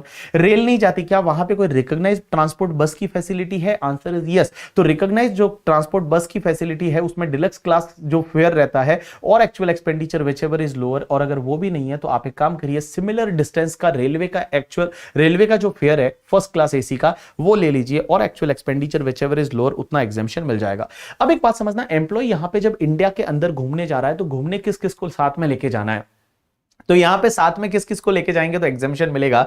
तो एग्जामिशन मिलेगा या तो एम्प्लॉय के जो खुद का ट्रेवल है उस पे, उसके साथ साथ में हिज स्पाउस मतलब भैया हस्बैंड के लिए वाइफ और वाइफ के लिए husband, and guys children, and उसके साथ में डिपेंडेंट रिलेटिव। अगर कोई आप पे डिपेंडेंट रिलेटिव है, डिपेंडेंट रिलेटिव में आएगा मदर फादर ब्रदर सिस्टर, तो मदर फादर ब्रदर सिस्टर अगर आप पे डिपेंडेंट है तो वो भी यहां पे इंक्लूड हो जाएंगे, उनके लिए भी आप एग्जामिशन का बेनिफिट ले सकते हो। तो देखो आपका एम्प्लॉयर अगर आपको घूमने भेज रहा है, फैमिली के साथ में भेज रहा है, एग्जामिशन किस किस पे मिलेगी, एक तो एम्प्लॉय के खुद के ट्रेवल पे, दूसरा स्पाउस, तीसरा कौन चिल्ड्रन, और चौथा कौन डिपेंडेंट रिलेटिव। डिपेंडेंट रिलेटिव में आएंगे dependent mother father brother sister. अब यहां पे एक और चीज समझना, यहां चिल्ड्रन के केस में मैक्सिमम आप एग्जामिशन है ना वो 2 चिल्ड्रन का ही ले सकते हो, अगर वो 2 चिल्ड्रन 1 अक्टूबर 1998 के बाद बॉर्न हुए हैं। तो 1 अक्टूबर 1998 के बाद वाले मैक्सिमम 2 बच्चों के ही आप एग्जामिशन ले सकते हो, उसके पहले के कितने भी बच्चे हैं चलेगा, बट उसके बाद के मैक्सिमम 2 बच्चों पे ही आप एग्जामिशन ले सकते हो। लेकिन एक चीज समझना, यहां पे एक इंटरेस्टिंग चीज ये आती है कि पहली बार आपने एक बच्चा हुआ, पहली बार एक बच्चा हुआ, दूसरी बार आपके ट्विंस हो गए, मतलब 2 बच्चे हो गए। तो यहां पे एक बात बताओ, पहली बार एक बच्चा हो गया था, दूसरी बार आपने ट्राई किया 2 बच्चे हो गए, तो यहां पे तो टोटल 3 बच्चे हो गए, तो भी एग्जामिशन पूरे 3 बच्चों पे मिल जाएगा, क्योंकि दूसरी बार पता नहीं था ना कितने बच्चे होंगे। लेकिन एक बात बताओ, पहली बार अगर ट्विंस हो गए तो रुक जाते भाई, अगर पहली बार ट्विंस हो गए थे और दूसरी बार आपका एक और बच्चा हो गया, तो यहां पे टोटल 3 बच्चे हुए, लेकिन आपको एग्जामिशन कितनों पे मिलेगा, मैक्सिमम 2 बच्चों पे आपको एग्जामिशन मिलेगा। यहां मैक्सिमम आपको 2 बच्चे हैं उस पे ये एग्जामिशन मिलेगा। अब एक और चीज समझना, ये एलटीसी का एग्जामिशन है ना, ये 4 साल के पीरियड में आप कोई भी 2 साल के लिए ले सकते हैं। ये एग्जामिशन 4 साल के कैलेंडर ईयर वाइज ब्लॉक होता है, 4 साल के ब्लॉक में आप मैक्सिमम 2 साल के लिए ले सकते हैं। जैसे हमारा अभी का जो ब्लॉक चल रहा है वो कैलेंडर ईयर 22 से 25 के बीच चल रहा है, तो 22, 23, 24, 25 कैलेंडर ईयर, ये 4 ब्लॉक है, इसमें से आप कोई भी 2 साल के लिए एलटीसी का एग्जामिशन ले सकते हैं। उसके बाद सेकंड परक्यूजिट होता है मेडिकल फैसिलिटी। मेडिकल फैसिलिटी में क्या होता है कि बहुत बार एम्प्लॉयर आपका मेडिकल ट्रीटमेंट का खर्चा देता है, या एम्प्लॉयर आपका ट्रीटमेंट कराता है, पूरा पैसा एम्प्लॉयर देता है, that is called medical facility. अब यहां पे ट्रीटमेंट जो हो रहा है वो कहां पे हो रहा है, तो अगर आपका ट्रीटमेंट जो है वो इंडिया में हो रहा है, तो इंडिया में हो रहा है तो देखना पड़ेगा ट्रीटमेंट हो कहां पे रहा है। तो ट्रीटमेंट या तो गवर्नमेंट हॉस्पिटल में होता है, या गवर्नमेंट रिकॉग्नाइज हॉस्पिटल में होता है, या एम्प्लॉयर के खुद के हॉस्पिटल में होता है। या तो ट्रीटमेंट होता है गवर्नमेंट हॉस्पिटल में, गवर्नमेंट रिकॉग्नाइज हॉस्पिटल में, या एम्प्लॉयर के ओन हॉस्पिटल में होता है और उसका पैसा एम्प्लॉयर देता है, तो ये बेनिफिट आपके लिए पूरा एग्जेम्प्ट हो जाएगा, कुछ भी टैक्सेबल नहीं। बट अगर मान लो आप तो बोलते हो नहीं नहीं हमारा ट्रीटमेंट तो प्राइवेट नर्सिंग होम में करवाना है, हमारी कोई फेवरेट नर्स है उससे कराना है, फेवरेट डॉक्टर है उससे हमारा ट्रीटमेंट कराना है, अगर आप कोई प्राइवेट नर्सिंग होम में वगैरह ट्रीटमेंट करवाते हो और पैसा एम्प्लॉयर देता है, तो ये वाला बेनिफिट पूरा टैक्सेबल हो जाएगा। अब अगर मान लो ट्रीटमेंट इंडिया के बाहर हो रहा है, तो ट्रीटमेंट अगर इंडिया के बाहर हो रहा है, तो बाहर जब ट्रीटमेंट कराने जाते हैं तो नॉर्मली एम्प्लॉयर आपको 3 चीज का बेनिफिट देता है। एक तो आपके आने जाने का खर्चा ट्रेवलिंग का, एक आपका ट्रीटमेंट का खर्चा, और एक वहां पे रहने का खर्चा। और वो एम्प्लॉयर ने अगर रीएम्बर्स किया, एम्प्लॉयर ने पैसा दिया, तो क्या होगा। तो इस पर्टिकुलर केस में ध्यान रखना, अगर इंडिया के बाहर ट्रीटमेंट होता है तो जो भी आपको ट्रीटमेंट का बेनिफिट मिल रहा है as well as the stay का बेनिफिट मिलता है, वो एग्जेम्प्ट हो जाएगा within the limit prescribe by RBI. Means RBI की कुछ प्रिस्क्राइब लिमिट होती है under the liberalise remittance scheme करके। तो आरबीआई की कुछ लिमिट होती है कि आप इंडिया के बाहर ट्रीटमेंट के लिए इतना खर्चा कर सकते हो, स्टे के लिए इतना खर्चा कर सकते हो, तो वो लिमिट के अंदर है, जितना लिमिट के अंदर है वो एग्जेम्प्ट हो जाएगा। एग्जामिनर आपको ऐसे देगा कि मान लो इंडिया के बाहर आप ट्रीटमेंट कराने गए, ट्रीटमेंट का खर्चा 10 लाख हुआ और वहां पे स्टे का खर्चा 5 लाख हुआ, टोटल 15 लाख हुआ, एम्प्लॉयर ने आपको पूरा 15 लाख दे दिया। अब उसमें से मान लो आरबीआई की लिमिट 12 लाख है, तो आरबीआई की लिमिट 12 लाख है, तो 12 लाख तक एग्जेम्प्ट हो जाएगा, 3 लाख है वो टैक्सेबल हो जाएगा। लेकिन एक बात समझना, अगर मान लो ट्रेवल के लिए, ट्रेवल का जो बेनिफिट है उसका क्या होगा, क्योंकि फ्लाइट से आप इंडिया के बाहर गए होंगे, उसका क्या, और वो एम्प्लॉयर ने पैसा दिया, तो उस पर्टिकुलर केस में लॉ मेकर्स ये बोलते हैं कि यहां पे देखना पड़ेगा आपका ग्रॉस टोटल इनकम कितना है एम्प्लॉय का। एम्प्लॉय का ग्रॉस टोटल इनकम है वो अगर अप टू 2 लाख ही है तो ये बेनिफिट ट्रेवल का पूरा एग्जेम्प्ट है। बट अगर ग्रॉस टोटल इनकम 2 लाख से ज्यादा है तो ये पूरा टैक्सेबल है। ठीक है, तो देखो जो आपको बेनिफिट मिलता है ट्रीटमेंट एंड स्टे का वो तो एग्जेम्प्ट होगा, जितनी आरबीआई की लिमिट होगी उतना एग्जेम्प्ट है।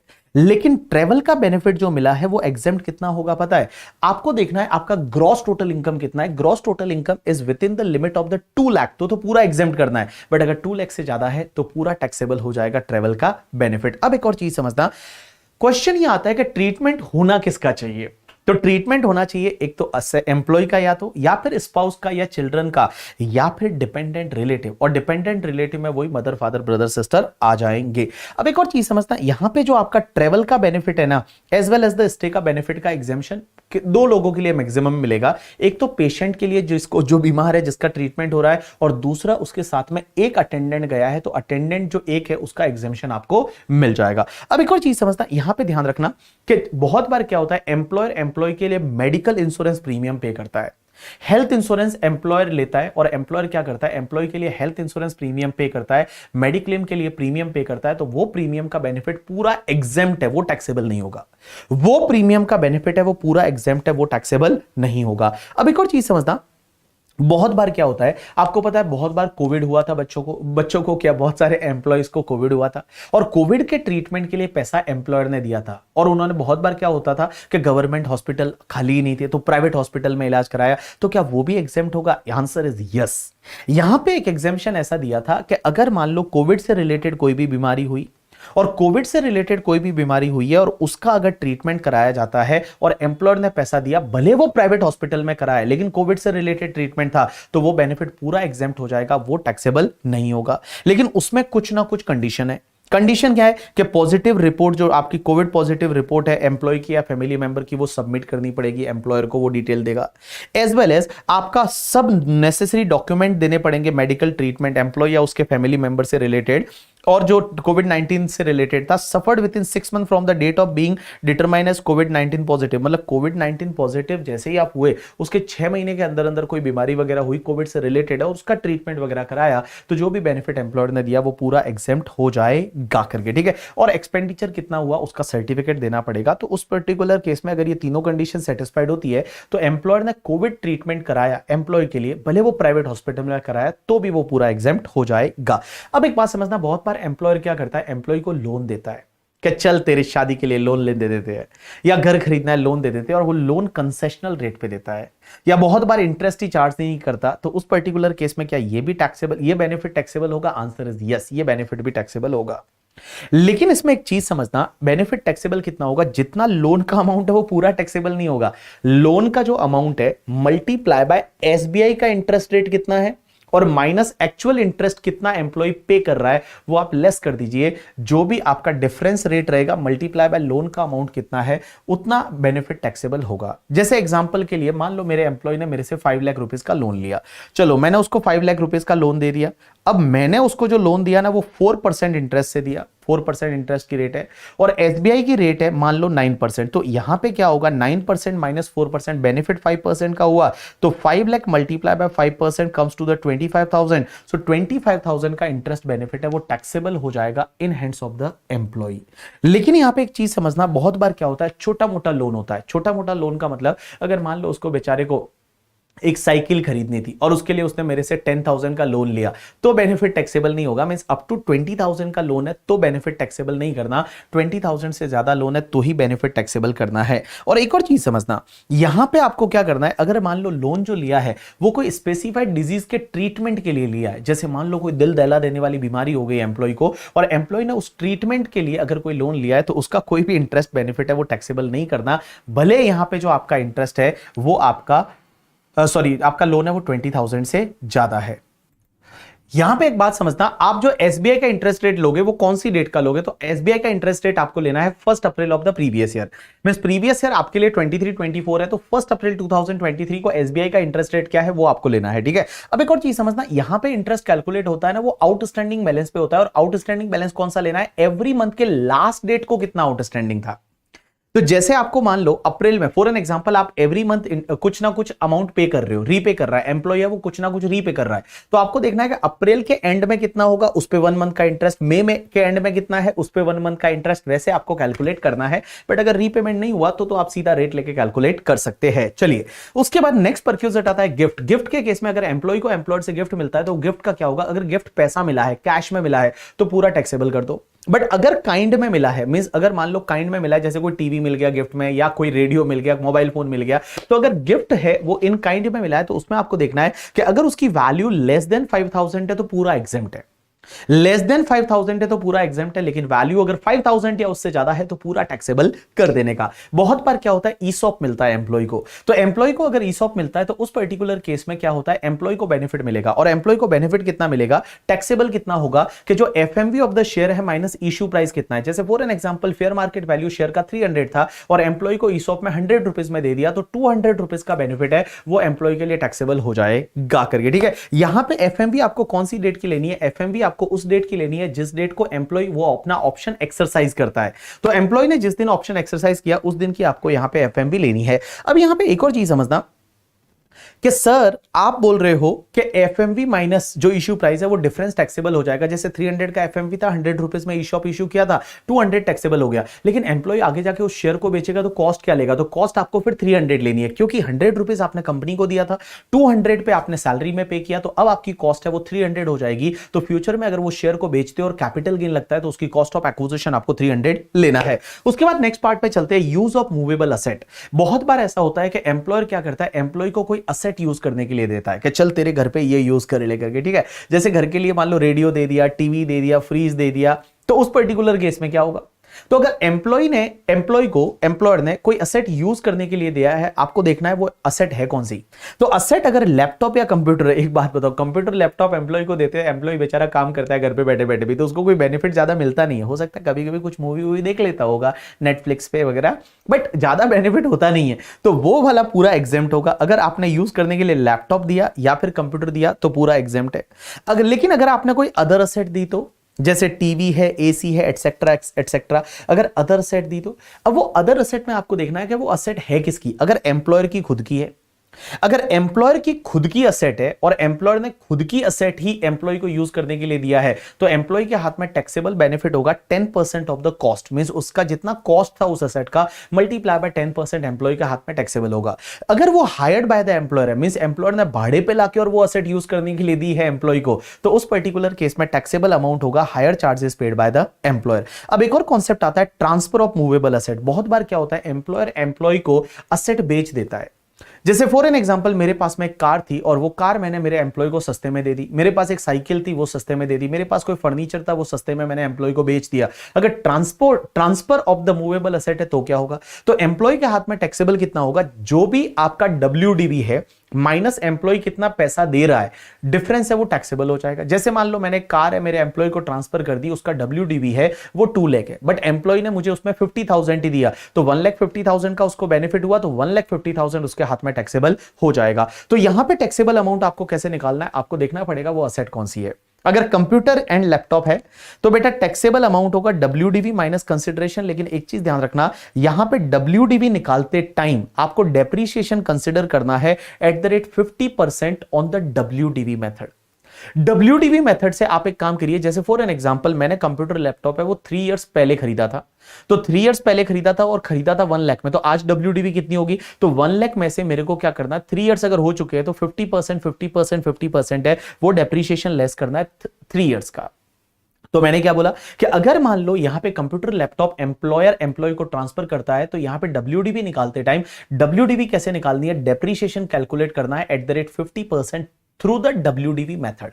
लेकिन अगर वो कार है तो यहां पे डब्ल्यूडीवी कैलकुलेट करना है by applying the depreciation at the rate 20% on the WDV method.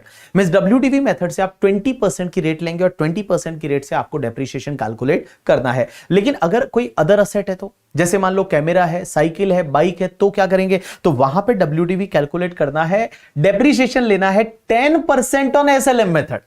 Means SLM method से 10% से आप डेप्रीशिएशन लेस करिए और फिर डब्ल्यूडीवी निकालिए। तो देखिए मैंने क्या बोला, अगर एम्प्लॉयर एम्प्लॉय को मूवेबल असेट ट्रांसफर करता है तो एम्प्लॉय के हाथ में टैक्सेबल कितना होगा, WDV minus consideration paid by the employee. लेकिन डब्ल्यूडीवी कैसे निकालना है, तो कंप्यूटर लैपटॉप के केस में डब्ल्यूडीवी निकालना है by applying 50% rate through the WDV method.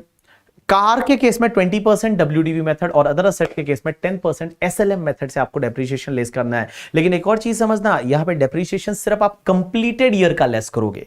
Completed year का मतलब होता है, फॉर एन एग्जांपल जैसे मान लो कोई भी कार खरीदी थी मैंने खरीदी थी कार दैट इज 1 जुलाई 2018 को, तो यहां पे कंप्लीटेड ईयर माना जाएगा 30 जून 2019 है, ये एक कंप्लीटेड ईयर माना जाएगा।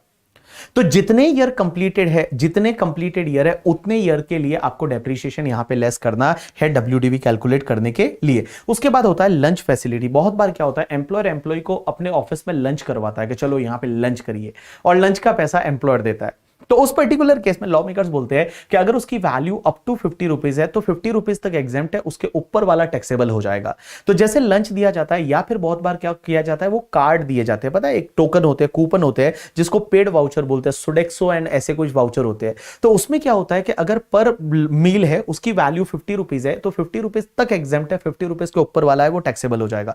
लेकिन ऑफिस में अगर चाय बिस्किट खिलाई जाती है, अगर ब्रेकफास्ट दिया जाता है, तो वो टैक्सेबल नहीं होगा। एज वेल एज बहुत बार क्या होता है, अगर फैक्ट्री है वो रिमोट एरिया में, जंगल वंगल में, और वहां पे अगर लंच वगैरह दिया जाता है तो वो एग्जेम्प्ट है, वो टैक्सेबल नहीं होगा। अब एक और चीज समझना, ये बड़ा इंटरेस्टिंग परक्यूजिट आता है। ये परक्यूजिट ये बोलता है, मैंने आपको क्या बताया पता है कि देखो एम्प्लॉयर कंट्रीब्यूशन आरपीएफ में करता है, तो मैंने वहां पे क्या बताया, आरपीएफ में अगर कंट्रीब्यूट एम्प्लॉयर करता है तो up to 12% of salary exempt है। अगर मान लो एम्प्लॉयर जो है वो कंट्रीब्यूट करता है अप्रूव्ड सुपरएनुएशन फंड में, तो वहां मैंने बताया था 7,50,000 तक एग्जेम्प्ट है। एंड बेटा एनपीएस में कंट्रीब्यूट अगर एम्प्लॉयर करता है, एम्प्लॉयर ने अगर एनपीएस में कंट्रीब्यूशन किया, न्यू पेंशन स्कीम, या जिसको सेंट्रल गवर्नमेंट पेंशन स्कीम बोलते हैं, वो पूरा टैक्सेबल है। अब एक बात समझना, यहां पे एक परक्यूजिट डाला गया, that is the section 17(2) subsection 7। और ये परक्यूजिट क्या बोलता है कि अगर एम्प्लॉयर ने एम्प्लॉय के लिए कंट्रीब्यूशन किया आरपीएफ में, रिकॉग्नाइज्ड प्रोविडेंट फंड, एनपीएस में, न्यू पेंशन सिस्टम ट्रस्ट और न्यू पेंशन स्कीम और नेशनल पेंशन स्कीम, और अप्रूव्ड सुपर एनुएशन फंड में, एएसएफ में, और एम्प्लॉयर ने किसी भी ईयर में कंट्रीब्यूशन अगर 7,50,000 से ज्यादा किया है, तो बेटा 7,50,000 के ऊपर वाला कंट्रीब्यूशन है ना, वो एम्प्लॉय के हाथ में एज अ परक्यूजिट माना जाएगा और एम्प्लॉय के हाथ में टैक्सेबल हो जाएगा। जैसे मैंने क्या बताऊं, इधर देखो, इधर देखो, जैसे एक एम्प्लॉयर है, एम्प्लॉयर ने क्या किया, एम्प्लॉय के लिए आरपीएफ में, एनपीएस में एंड अप्रूव्ड सुपर एएसएफ में, इन तीनों में मिला के कंट्रीब्यूशन एम्प्लॉयर ने किया 9 लाख का। तो लॉ मेकर्स बोलते हैं कि 7,50,000 को आप छोड़ दीजिए, इसके ऊपर वाला जो 1,50,000 है ना, ये 1,50,000 एज अ परक्यूजिट माना जाएगा और ये एम्प्लॉय के लिए टैक्सेबल हो जाएगा। तो ऐसा ध्यान रखिए, एम्प्लॉयर ने एम्प्लॉय के लिए अगर आरपीएफ में, एनपीएस में या एएसएफ में 7,50,000 से ज्यादा का कंट्रीब्यूशन किया, तो in excess of the 7,50,000 is taxable in hands of the employee as a perquisite. अब एक और चीज समझना, ये 7,50,000 से ऊपर वाला 1,50,000 है, ये तो टैक्सेबल होगा, लेकिन इस 1,50,000 पे जो भी इंटरेस्ट आएगा एवरी ईयर, वो भी टैक्सेबल होगा। लेकिन ये इंटरेस्ट कैसे कैलकुलेट करेंगे, तो उसके लिए इन्होंने एक सेक्शन बनाई, that is the section 17 subsection 2 clause number 7A। देखो ऊपर वाला क्या था, 750 से ऊपर वाला है वो टैक्सेबल होगा, और यहां पे क्या है, वो 750 से ऊपर वाला 150 हुआ। अब उस पे जो इंटरेस्ट एवरी ईयर आएगा, उस पे जो इनकम एवरी ईयर आएगा, वो भी टैक्सेबल होगा। लेकिन वो इनकम कैसे कैलकुलेट करेंगे, तो उसके लिए उन्होंने क्या किया, एक फॉर्मूला दिया। और ये फॉर्मूला क्या बोलता है, समझने की कोशिश करना। फॉर्मूला है कि टीपी मींस आपको क्या निकालना है कि 750 से ऊपर वाला जो एम्प्लॉयर का कंट्रीब्यूशन है, उस पे हर साल इनकम कितनी अक्रू हो रही है, वो इनकम भी टैक्सेबल करना है, एज अ परक्यूजिट मानना है। लेकिन वो कैसे निकालेंगे, तो उसके लिए फॉर्मूला बनाया गया कि टीपी का मतलब होता है कि taxable perquisite under section 17(2)(7A means interest कितना आया 750 से ऊपर वाले कंट्रीब्यूशन पे एम्प्लॉयर के। अब एक बात बताओ कैसे निकालना है, तो पीसी डिवाइड बाय 2 करिए, multiply by r, plus PC1 plus TP1 multiply by r. तो एक फॉर्मूला बन गया, PC divide by 2 multiply by r plus PC1 plus TP1 multiply by r. तो देखो क्या बोला मैंने, PC divide by 2 multiply by r plus PC1 plus TP1 plus PC1 plus TP1 multiply by r. अब एक बात समझो, अब अपन देखते हैं सबसे पहले ये PC का मतलब क्या है। तो मैं बताऊं, ये फर्स्ट PC जो है, PC का मतलब होता है प्रेजेंट करंट ईयर, ऐसा याद रखो, प्रेजेंट करंट ईयर वैसा वाला करके, ठीक है। PC का मतलब होता है कि इस साल में एम्प्लॉयर ने 750 से कितना ज्यादा कंट्रीब्यूट किया। जैसे फॉर एन एग्जांपल, अपने एग्जांपल में इस साल में एम्प्लॉयर ने कंट्रीब्यूट किया 9 लाख, तो 750 से ज्यादा कितना है, 1,50,000 हो जाएगा। तो 1,50,000 is your PC, divide by 2 कर दीजिए। मींस करंट ईयर में एम्प्लॉयर ने 750 से कितना ज्यादा कंट्रीब्यूट किया, that is called your PC, divide by 2 कर दीजिए, मल्टीप्लाई बाय आर क्या है वो बताऊंगा। अब क्वेश्चन आता है PC1 क्या होता है। PC1 का मतलब होता है कि बाबू पिछले सालों में means last year, last to last year, उसके लास्ट ईयर, पिछले सालों में एम्प्लॉयर ने 750 से ज्यादा कितना कंट्रीब्यूशन किया था उसको एक्यूमुलेट कर दो। जैसे लास्ट ईयर एम्प्लॉयर ने 10 लाख किया था, उसके लास्ट ईयर भी 10 लाख किया था, उसके लास्ट ईयर भी 10 लाख किया था, तो मैं बोलूं 2,50,000 2,50,000 2,50,000 टोटल 750, तो वो ले लीजिए आप। तो इन सिंपल वर्ड मैं ये बताऊं कि PC1 का मतलब होता है कि लास्ट ईयर्स में एम्प्लॉयर ने 750 से कितना ज्यादा कंट्रीब्यूट किया था, वो ले लीजिए PC1। अब आप बोलोगे TP1 का मतलब क्या होता है? TP1 का मतलब होता है कि लास्ट ईयर्स में कितना इनकम इस पर्टिकुलर सेक्शन में टैक्सेबल हो चुका है, मींस कितना इंटरेस्ट 1727A में टैक्सेबल हुआ था, पिछले सालों में कितना इंटरेस्ट इस 1727A में टैक्सेबल हो चुका है, वो ले लीजिए TP1। अब मल्टीप्लाई यहां पे भी R और यहां पे भी R। R का मतलब क्या? तो R के लिए इन्होंने बोला आप एक काम करिए, R निकालने के लिए I divide by F average कर दीजिए, I divide by F average कर दीजिए। लेकिन क्वेश्चन यह आता है I का मतलब क्या? तो आई का मतलब होता है कि करंट ईयर में आपको एनपीएस, एएसएफ एंड आरपीएफ से कितना इनकम हुआ, करंट ईयर में आपको आरपीएफ, एनपीएस एंड एएसएफ से कितना इनकम हुआ, वो ले लीजिए divide by F average. But F average का मतलब क्या? तो एफ एवरेज का मतलब होता है, आप एक काम करिए कि आपका जो आरपीएफ, एनपीएस, एएसएफ का इस साल का ओपनिंग बैलेंस कितना था, प्लस करिए क्लोजिंग बैलेंस कितना है और डिवाइड कर दीजिए 2, तो ये आपका आ जाएगा F average. You got my point और नॉट? यस। अगेन मैं आपको बता रहा हूं, समझने की कोशिश करना। मैंने आपको बोला कि यहां पे सेक्शन 17(2) सबसेक्शन 7A में क्या होता है कि 7,50,000 से ज्यादा जितना एम्प्लॉयर कंट्रीब्यूट करता है उस पे जो इंटरेस्ट है, इंटरेस्ट भी टैक्सेबल होगा। बट वो कैसे टैक्सेबल होगा, उसके लिए फॉर्मूला है PC divide by 2 multiply bye R plus PC1 plus TP1 multiply bye R। PC का मतलब होता है करंट ईयर में 750 से ऊपर वाला जितना कंट्रीब्यूशन है डिवाइड बाय 2 कर दो। अब PC1 का मतलब होता है लास्ट ईयर्स में 750 से जितना ज्यादा कंट्रीब्यूशन था वो ले लीजिए, और यहां TP1 का मतलब होता है कि लास्ट ईयर्स में कितना इंटरेस्ट टैक्सेबल हुआ था अंडर सेक्शन 17(2)(7A में, वो एग्रीगेट कर लीजिए। और R का मतलब होता है I divide by F average. I का मतलब करंट ईयर में कितना इंटरेस्ट या इनकम हुआ आपको करके इस पे जो आरपीएफ वगैरह है।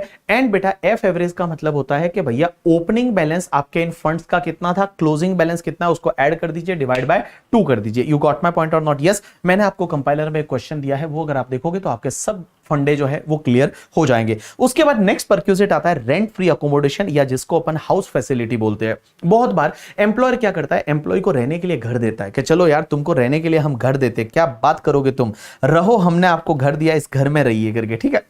तो अगर एम्प्लॉयर ने एम्प्लॉय को रहने के लिए घर दिया तो that is called your house facility.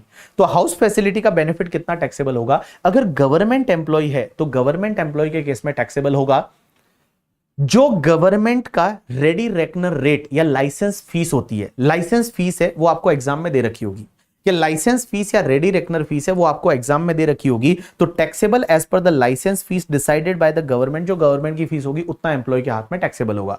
लेकिन अगर वो प्राइवेट एम्प्लॉय है और आपको देखना है कि वो हाउस है किसका, हाउस एम्प्लॉयर का ओन है, means house is own by the employer, employer का खुद का घर है वो।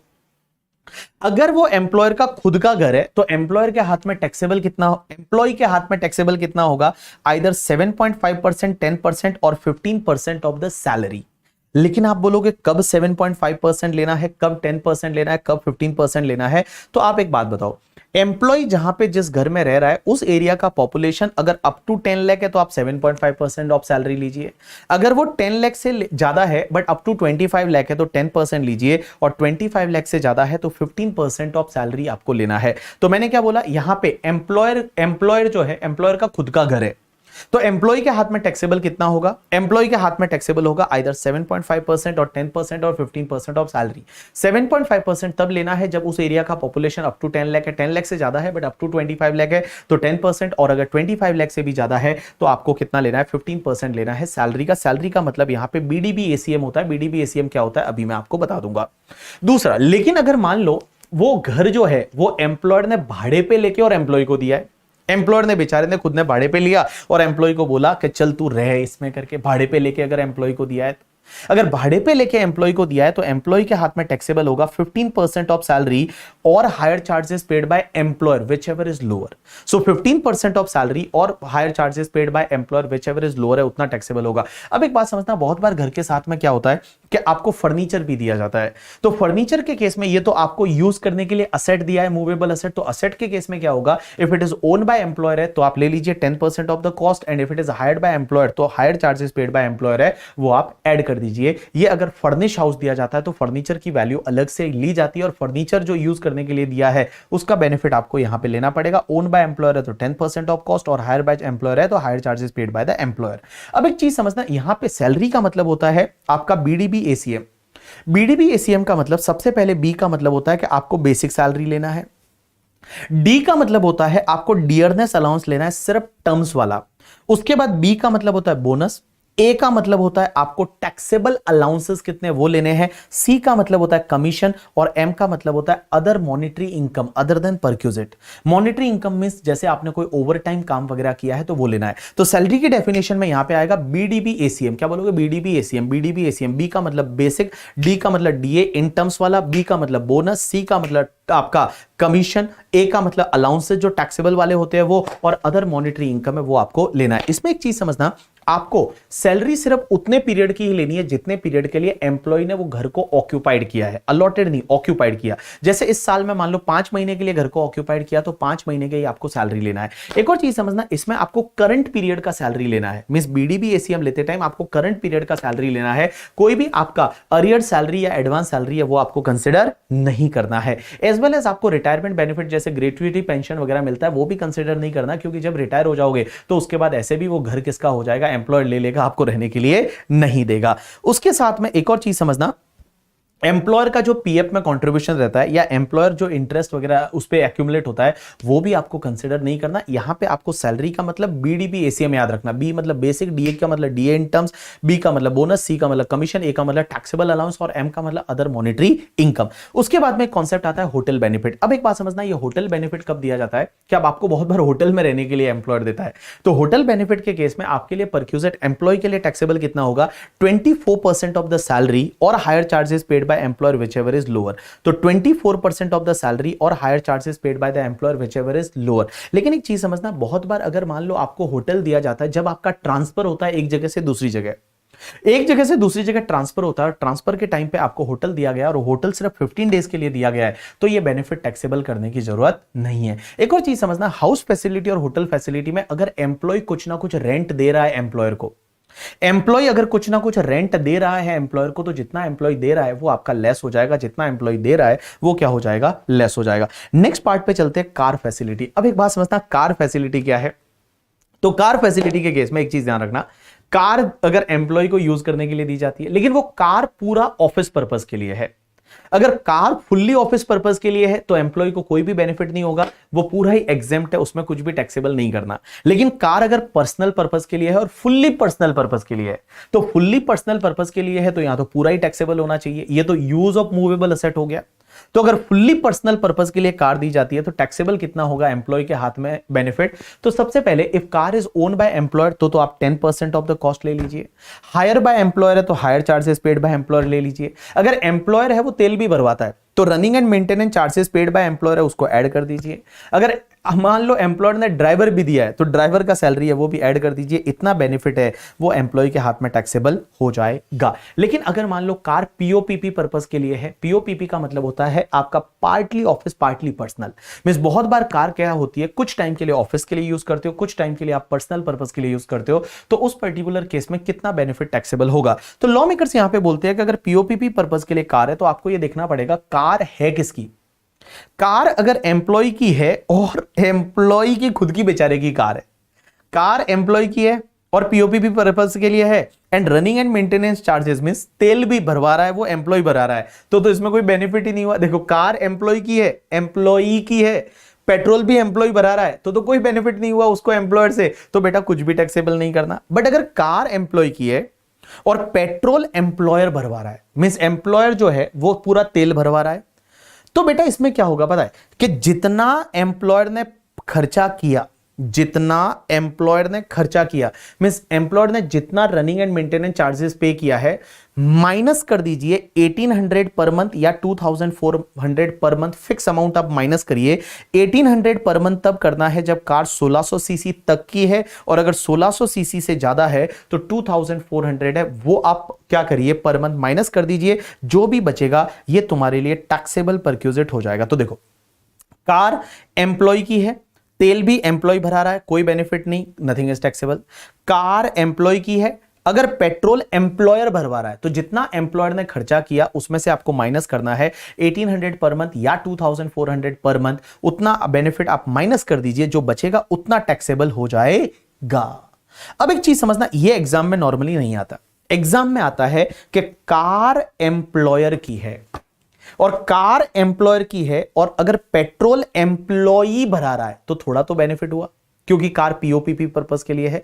तो बेनिफिट कितना टैक्सेबल करना है पता है? 600 पर मंथ या 900 पर मंथ का फिक्स अमाउंट है, उतना टैक्सेबल करना है। 600 पर मंथ तब करना है जब कार अप टू 1600 सीसी है, या इसको 1.6 लीटर भी बोलते हैं। एंड अगर 1.6 लीटर से ज्यादा है तो 900 पर मंथ टैक्सेबल कर दो। लेकिन अगर कार एम्प्लॉयर की है और पेट्रोल भी एम्प्लॉयर भराता है, नॉर्मली ये होता है, कार भी एम्प्लॉयर की, पेट्रोल भी एम्प्लॉयर भराता है, तो टैक्सेबल अमाउंट होगा 1800 पर मंथ या 2400 पर मंथ, फिक्स अमाउंट है वो टैक्सेबल होगा। 1800 पर मंथ तब टैक्सेबल करना है जब अप टू 1600 सीसी की है, और 1600 से ज्यादा है तो 2400 पर मंथ है, वो फिक्स टैक्सेबल करना है एम्प्लॉय के हाथ में। तो देखो, एग्जाम के लिए नॉर्मली आपको ये वाला पार्ट है वो याद रखना है। एम्प्लॉयर की कार है, तेल एम्प्लॉय ने भरवाया तो 600 900 पर मंथ टैक्सेबल करना है। एम्प्लॉयर की कार है और तेल भी एम्प्लॉयर ने ही भराया तो 1800 2400 पर मंथ है वो टैक्सेबल करना है। अब एक बात समझना, पीओपीपी वाला जो कार होता है उसमें अगर ड्राइवर भी एम्प्लॉयर देता है, तो आपको क्या करना है, 900 पर मंथ है वो टैक्सेबल करना है। 900 पर मंथ एम्प्लॉय के हाथ में टैक्सेबल करना है। अब बहुत बार ऐसा हो सकता है कि एक से ज्यादा कार पीओपीपी के लिए दी, मान लो 2 कार पीओपीपी के लिए दी, तो उसमें एक कार को पीओपीपी मानेंगे, दूसरे वाले को फुल्ली पर्सनल पर्पस के लिए मानेंगे और टैक्सेबल कर देंगे। अब एक चीज समझना, बहुत बार ट्रांसपोर्ट फैसिलिटी दी जाती है ट्रांसपोर्ट एम्प्लॉय के लिए, जिसको अपन फ्री टिकट बोलते हैं। तो यहां पे लॉ मेकर्स ये बोलते हैं कि अगर एयरलाइंस वाले एम्प्लॉयज को एयरलाइंस की फ्री फैसिलिटी दी जाती है वो एग्जेम्प्ट है। अगर रेलवे वाले एम्प्लॉयज को रेलवे की फैसिलिटी दी जाती है वो एग्जेम्प्ट है। बट बाकी एम्प्लॉय को, अगर मान लो बस वालों को बस की फैसिलिटी दी जाती है तो वो टैक्सेबल हो जाएगा। अब बहुत बार एम्प्लॉयर क्या करता है, आपको एजुकेशन फैसिलिटी देता है, एजुकेशन फैसिलिटी देता है, तो उसमें क्या होगा, अगर मान लो एजुकेशन प्रोवाइड किया जाता है, एम्प्लॉय को खुद को एजुकेशन फैसिलिटी दी तो पूरा एग्जेम्प्ट है। अगर एम्प्लॉय के बच्चों के लिए दी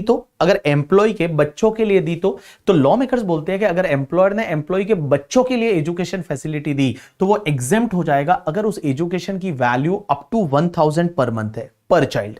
मिस पर चाइल्ड पर मंथ अगर अप टू 1000 है तो एग्जेम्प्ट हो जाएगा, 1000 से ऊपर है तो फिर पूरा टैक्सेबल हो जाएगा। लेकिन ये भी एग्जेम्पशन तभी मिलेगा जब एजुकेशन दिया जा रहा है वो एम्प्लॉयर के या तो ओन इंस्टीट्यूशन में दिया जा रहा है या किसी भी ऐसे एजुकेशनल इंस्टीट्यूशन में दिया जा रहा है जहां पे एम्प्लॉयर का टाई अप है। जैसे डीपीएस करके दिल्ली पब्लिक स्कूल है, और दिल्ली पब्लिक स्कूल में जो टीचर्स के बच्चे पढ़ते हैं उनसे फीस नहीं ली जाती, तो टीचर के बच्चों की फीस नहीं ली जाती। अब वो बच्चों को फीस नहीं ली जा रही, मतलब बेनिफिट दिया जा रहा है, अगर वो benefit up to 1000 per month है पर चाइल्ड तो वो एग्जेम्प्ट है, 1000 से ऊपर है तो फिर पूरा टैक्सेबल हो जाएगा। और अगर किसी और रिलेटिव को कोई भी फैसिलिटी दी जाती है एजुकेशन फैसिलिटी तो वो पूरी टैक्सेबल हो जाएगी।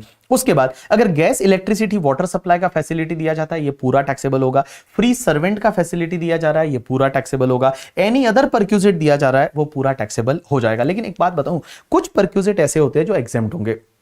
एक तो अगर आपको कोई टेलीफोन या मोबाइल का बिल या पेड किया जाता है, रीएंबर्समेंट किया जाता है एम्प्लॉयर द्वारा, तो वो पूरा एग्जेम्प्ट है। मींस टेलीफोन का बिल है वो एम्प्लॉयर भर रहा है, आपके घर का हो, आपके पास में मोबाइल का हो, कोई भी ये बेनिफिट दिया जा रहा है टेलीफोन का बेनिफिट, तो वो पूरा एग्जेम्प्ट होगा। दूसरा, अगर स्कॉलरशिप दी जाती है एम्प्लॉय के चिल्ड्रन को तो वो पूरी एग्जेम्प्ट होगी। बहुत बार क्या होता है, एम्प्लॉयर एम्प्लॉय को कोई गुड्स बेचता है रीजनेबल प्राइस में। जैसे फॉर एन एग्जांपल, आपके भैया है वो बिग बाजार में काम करते हैं और बिग बाजार या डीमार्ट में काम करते हैं और उनको सस्ता सामान मिलता है, तो वो बेनिफिट पूरा एग्जेम्प्ट होगा। एंड बेटा, नॉन मॉनेटरी परक्यूजिट पे टैक्स है, अगर एम्प्लॉयर भरता है एम्प्लॉय का नॉन मॉनेटरी परक्यूजिट है, उस पे टैक्स अगर एम्प्लॉयर भरता है तो वो टैक्स वाला जो बेनिफिट है वो एग्जेम्प्ट हो जाएगा अंडर सेक्शन 1010 सीसी करके। अब एक चीज समझना, प्रोफेशनल टैक्स। ये प्रोफेशनल टैक्स क्या होता है, कि अगर आप कुछ भी इंडिया में करते हो तो बहुत सारी स्टेट गवर्नमेंट प्रोफेशनल टैक्स लेती है। अब ये प्रोफेशनल टैक्स क्या होता है? प्रोफेशनल टैक्स का आपको एक डिडक्शन मिलता है अंडर सेक्शन 16। जितना प्रोफेशनल टैक्स आपने पे किया उतना डिडक्शन आपको अंडर सेक्शन 16 मिल जाएगा। लेकिन इसमें ध्यान रखना, अगर आपका प्रोफेशनल टैक्स एम्प्लॉयर ने भरा तो पहले तो वो परक्यूजिट बन जाएगा, टैक्सेबल हो जाएगा, और फिर आप उसका डिडक्शन ले लीजिए अंडर सेक्शन 16। बट अगर आपने खुद ने ही प्रोफेशनल टैक्स भरा है तो सीधा आप डिडक्शन ले लीजिए अंडर सेक्शन 16, खुद का मतलब एम्प्लॉय करके। ठीक है, तो देखो एम्प्लॉयर ने पे किया है तो पहले तो आप उसको टैक्सेबल करिए, फिर उसका पूरे का डिडक्शन ले लीजिए। बट अगर एम्प्लॉय ने करा है तो एम्प्लॉय के केस में एम्प्लॉय ने खुद की पॉकेट से प्रोफेशनल टैक्स भरा है तो सीधा आप डिडक्शन ले लीजिए अंडर सेक्शन 16। उसके बाद एंटरटेनमेंट अलाउंस, तो देखो एंटरटेनमेंट अलाउंस जब मिलता है तो वो टैक्सेबल करने का, क्योंकि कुत्ता टीसी उधर है वाले में ही एग्जेम्पशन मिलता है, बाकी सब टैक्सेबल है। तो एंटरटेनमेंट अलाउंस जब मिलता है तो टैक्सेबल कर देना। बट एग्जेम्पशन किसको मिलती है? गवर्नमेंट एम्प्लॉय को। गवर्नमेंट एम्प्लॉय को यहां पे एग्जेम्पशन मिलती है। एग्जेम्पशन कितना मिलेगा? 20% ऑफ द बेसिक सैलरी, या फिर एक्चुअल अमाउंट रिसीव्ड, और मैक्सिमम 5000 व्हिचएवर इज लोअर। अब एक और चीज समझना, आपको एक 50,000 का स्टैंडर्ड डिडक्शन मिलता है सैलरी में। तो जो भी आपका सैलरी इनकम है, ग्रॉस सैलरी या 50,000 व्हिचएवर इज लोअर, जैसे सैलरी किसी की 40,000 है तो पूरा 40,000 डिडक्शन मिल जाएगा। पर एनम सैलरी बोल रहा हूं, पर ईयर सैलरी बोल रहा हूं, ठीक है। तो अगर 40,000 है और 50,000 लोअर कम्स टू 40,000। बट अगर मान लो आपका सैलरी है वो 10 लाख है तो 10 लाख और 50,000 लोअर कम्स टू 50,000, तो 50,000 का एक स्टैंडर्ड डिडक्शन सैलरी हेड में मिलेगा। एक कॉन्सेप्ट आता है पे स्केल। यहां पे क्या होता है, जैसे मान लो आपको ऐसा दे रखा है 10,000, 1,000, 13,000, 1,500, 16,000, 2,000, 20,000, 300, 3,000। इसका मतलब क्या होता है कि पहले जिस दिन आपने जॉब ज्वाइन की आपकी सैलरी 10,000 रहेगी। एग्जैक्टली आफ्टर 1 ईयर आपकी सैलरी में 1,000 इंक्रीज होगा, एवरी ईयर 1,000 इंक्रीज होगा। तो अगले साल आपकी सैलरी है वो 11,000 रहेगी, उसके अगले साल 12,000 रहेगी, उसके अगले साल 13,000 रहेगी। बट 13,000 को जैसे ही टच कर दिया उसके बाद आपकी सैलरी है उसमें इंक्रीमेंट 1,500 का होगा। तो 13,000 के बाद आपकी सैलरी है वो 14,500 हो जाएगी पर month. That is called your pay scale. उसके बाद एक कॉन्सेप्ट आता है that is related to the rebate under section 89।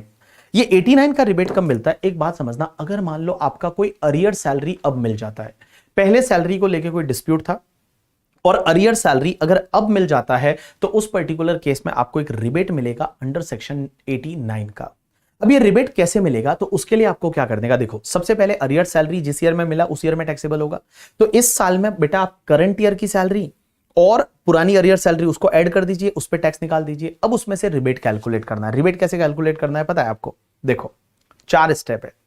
सबसे पहले स्टेप में आप एक काम करो, करंट ईयर पे टैक्स निकालो इंक्लूडिंग पुराना सैलरी। दूसरा, करंट ईयर की सैलरी पे टैक्स निकालो एक्सक्लूडिंग पुराना सैलरी। पुराना सैलरी छोड़ दो, अरियर सैलरी को छोड़ दो और करंट ईयर की सैलरी पे आप टैक्स निकाल दो। तो मैं बताऊं, पहले आपने क्या किया था? इंक्लूडिंग अरियर सैलरी, दूसरा excluding arrear salary. Current year में टैक्स निकालो और उन दोनों का डिफरेंस ले लो। अब आप एक काम करो, जिस ईयर का वो अरियर सैलरी है उस ईयर में टैक्स निकालो, मींस उस ईयर का टैक्स निकालो including arrear salary and excluding arrear salary and उसका डिफरेंस ले लो। अब एक बात बताओ, इसका जो डिफरेंस आया था इस डिफरेंस में से उसका डिफरेंस लेस कर दो, जो बचेगा वो आपका रिबेट बन जाएगा अंडर सेक्शन 89। ऐसा एक क्वेश्चन दे रखा है कंपाइलर में, आप करोगे तो समझ में आ जाएगा। अब एक बात समझना, ये मैंने आपको बताया परक्यूजिट जो है वो आपका ईसॉप वाला जो परक्यूजिट है वो टैक्सेबल होता है। ईसॉप में कितना टैक्सेबल होगा? जो एफएमवी रहेगा उस ईसॉप का माइनस जितना इशू प्राइस है, डिफरेंस है, वो टैक्सेबल हो जाएगा।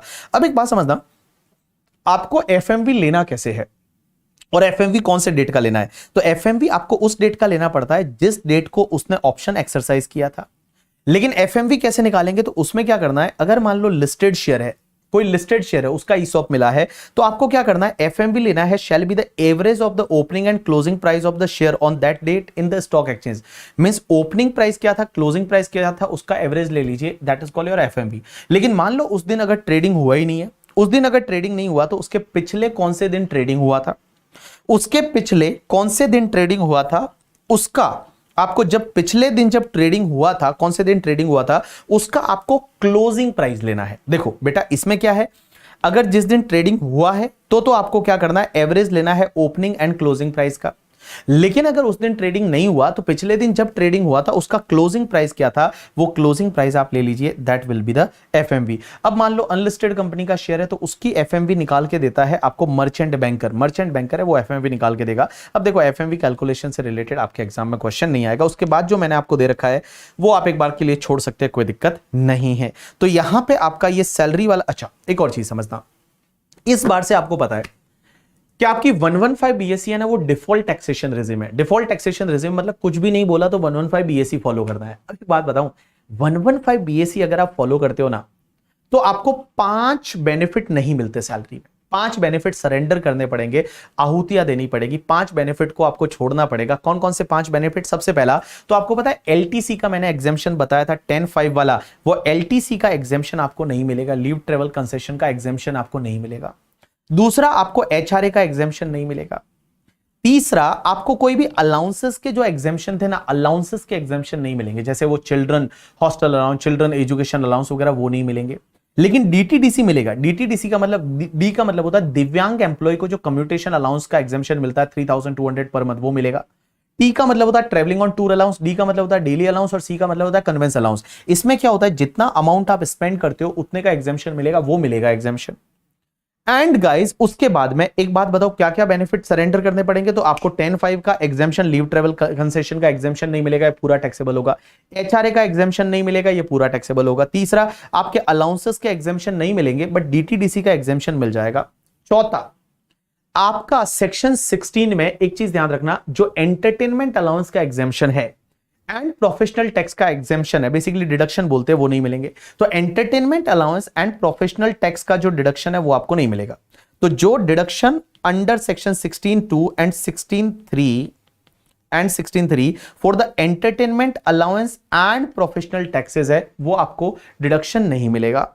एंड उसके साथ में गाइस, आपको पता है अगर आपको फ्री मील दिया जाता है ऑफिस में तो 50 रुपए की अगर वैल्यू है तो 50 रुपए तक एग्जेम्प्ट होता है, उसके ऊपर वाला टैक्सेबल होगा, वो एग्जेम्पशन आपको नहीं मिलेगा। ये बेनिफिट्स आपको नहीं मिलेंगे जब आप डिफॉल्ट टैक्सेशन रिजिम 115 बीएसई में जाते हो। बट अगर आप उससे डिफॉल्ट टैक्सेशन रिजिम से ऑप्ट आउट करते हो और नॉर्मल प्रोविजन में जाते हो तो ये एग्जेम्पशन डिडक्शन का बेनिफिट आपको मिल जाएगा। तो गाइस, यहां पे आपका ये टॉपिक कंप्लीट होता है। इस टॉपिक का नाम था इनकम फ्रॉम सैलरी। कम से कम 10 से 15 बार इस वीडियो को देखोगे तो आपको बहुत अच्छी क्लैरिटी बैठेगी। और मैंने बहुत धीरे धीरे, बहुत अच्छे से रिवाइज कराया है। हर कॉन्सेप्ट को मैंने 2-2, 3-3 बार है वो रिवीजन लेक्चर में एटलीस्ट आपको रिवाइज कराया है। तो अब आपकी ड्यूटी है कि एग्जाम में अच्छे मार्क्स स्कोर करना। हमारी रिस्पॉन्सिबिलिटी यहाँ तक रहती है कि आपको लास्ट डे तक हम आपको सपोर्ट कर सके, हम आपको रिवाइज करा सके, आपको क्लास में पढ़ाया भी है, आपके पास नोटबुक भी है, आपके पास कॉम्पैक्ट भी है।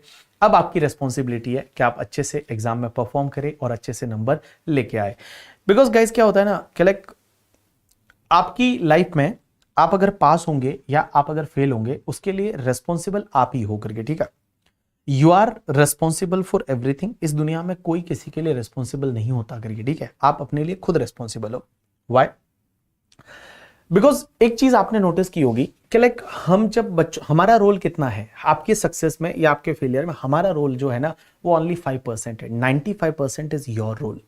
अगर आप रैंक लेके आएंगे तो भी वो आपके वजह से लेके आएंगे, अगर आप नहीं कर पाते तो भी उसमें आपका रोल है। तो एक चीज बताओ ना, देखो, you are only maker and breaker of your life. आपकी लाइफ के मेकर एंड ब्रेकर आप है। दुनिया में एक बात बताऊं, जब आप जीत रहे होते हो ना, जब आप पास हो जाते हो, सब लोग आपका क्रेडिट लेते हैं। हम लोग भी आपका क्रेडिट लेते हैं, आपके मम्मी पापा भी लेते हैं, सब लोग लेते हैं, अरे यार हमने वो ऐसे किया था इसलिए ये हुआ था एंड ऑल। तो मैं बोलता हूं आपको जीतना है, आपको मेहनत करनी है। और ये 4-5 महीने का तो सवाल है यार एग्जाम के लिए। और अगर ये 3-4 महीने, 4-5 महीने जो भी आपके एग्जाम के बचे, इसको आपने 100% यूटिलाइज अच्छे से कर लिया ना, आई स्वेयर आप लोग अच्छे से अगर उसको यूटिलाइज करते हो ना, आप आराम से पास हो जाओगे, आराम से पास होंगे, अच्छे नंबर से पास होंगे करके। और मैं बताऊं, यही वाला टाइम है जब आपको अपनी प्रोसेस पे ध्यान देना। बिकॉज रिजल्ट हर किसी को चाहिए, हर कोई चाहता है मेरी रैंक आ जाए, ऑल इंडिया रैंक 1 आ जाए, ये हो जाए, वो हो जाए। चाहता बहुत कुछ है बट उसके लिए करना पड़ता है, कंफर्ट जोन से बाहर आना पड़ता है, उसके लिए मेहनत करनी पड़ती है। और जब आप अच्छी मेहनत करोगे और अच्छे से जब आप चीजों को करोगे, तब जाके जो है वो कुछ ना कुछ अच्छा होने वाला है अपने साथ में। और मैं बता दूं, आप ये सोच के चलिए, ये जो एग्जाम आप देने वाले हैं, ये आपकी लाइफ का लास्ट एग्जाम है। मींस इंटरमीडिएट का एग्जाम है, ये आपके लिए लास्ट है। अब सीधा सीए फाइनल में मिलने वाले हैं, तो उसी तरीके से तैयारी करिए। बिकॉज क्या होता है ना, लाइफ में बहुत बार जब आप सोशल मीडिया यूज करते हो, आप इंस्टाग्राम यूज करते हो, टेलीग्राम और बाकी कुछ मूवी वगैरह, वो उसमें बहुत मजा आता है वो देखना। रील्स आजकल तो उसका एल्गोरिदम ही ऐसा है कि ये रील्स पे रील्स आती रहेगी आती रहेगी। उसमें अच्छा है क्योंकि अच्छे हार्मोन्स रिलीज होते हैं, अच्छा लगता है, अपने को अच्छा फील होता है। बट पढ़ना किसको अच्छा लगता है? नहीं लगता ना। बट मैं बताऊं, यही चीज है, यही तो टाइम है जब आपको अपने कंफर्ट से बाहर आना है। और कंफर्ट से बाहर आके तो देखिए, एक बार मेहनत करके तो देखिए, जबरदस्त मेहनत करिए। मैं हमेशा बोलता हूँ give your 100%, I will give you 50% and we need only 50% to crack the exam करके, ठीक है? तो भैया आप पास हो रहे हो और उसके बाद सीए फाइनल में हम लोग मिलने वाले हैं। चलिए आज के लिए इतना बहुत है, थैंक यू।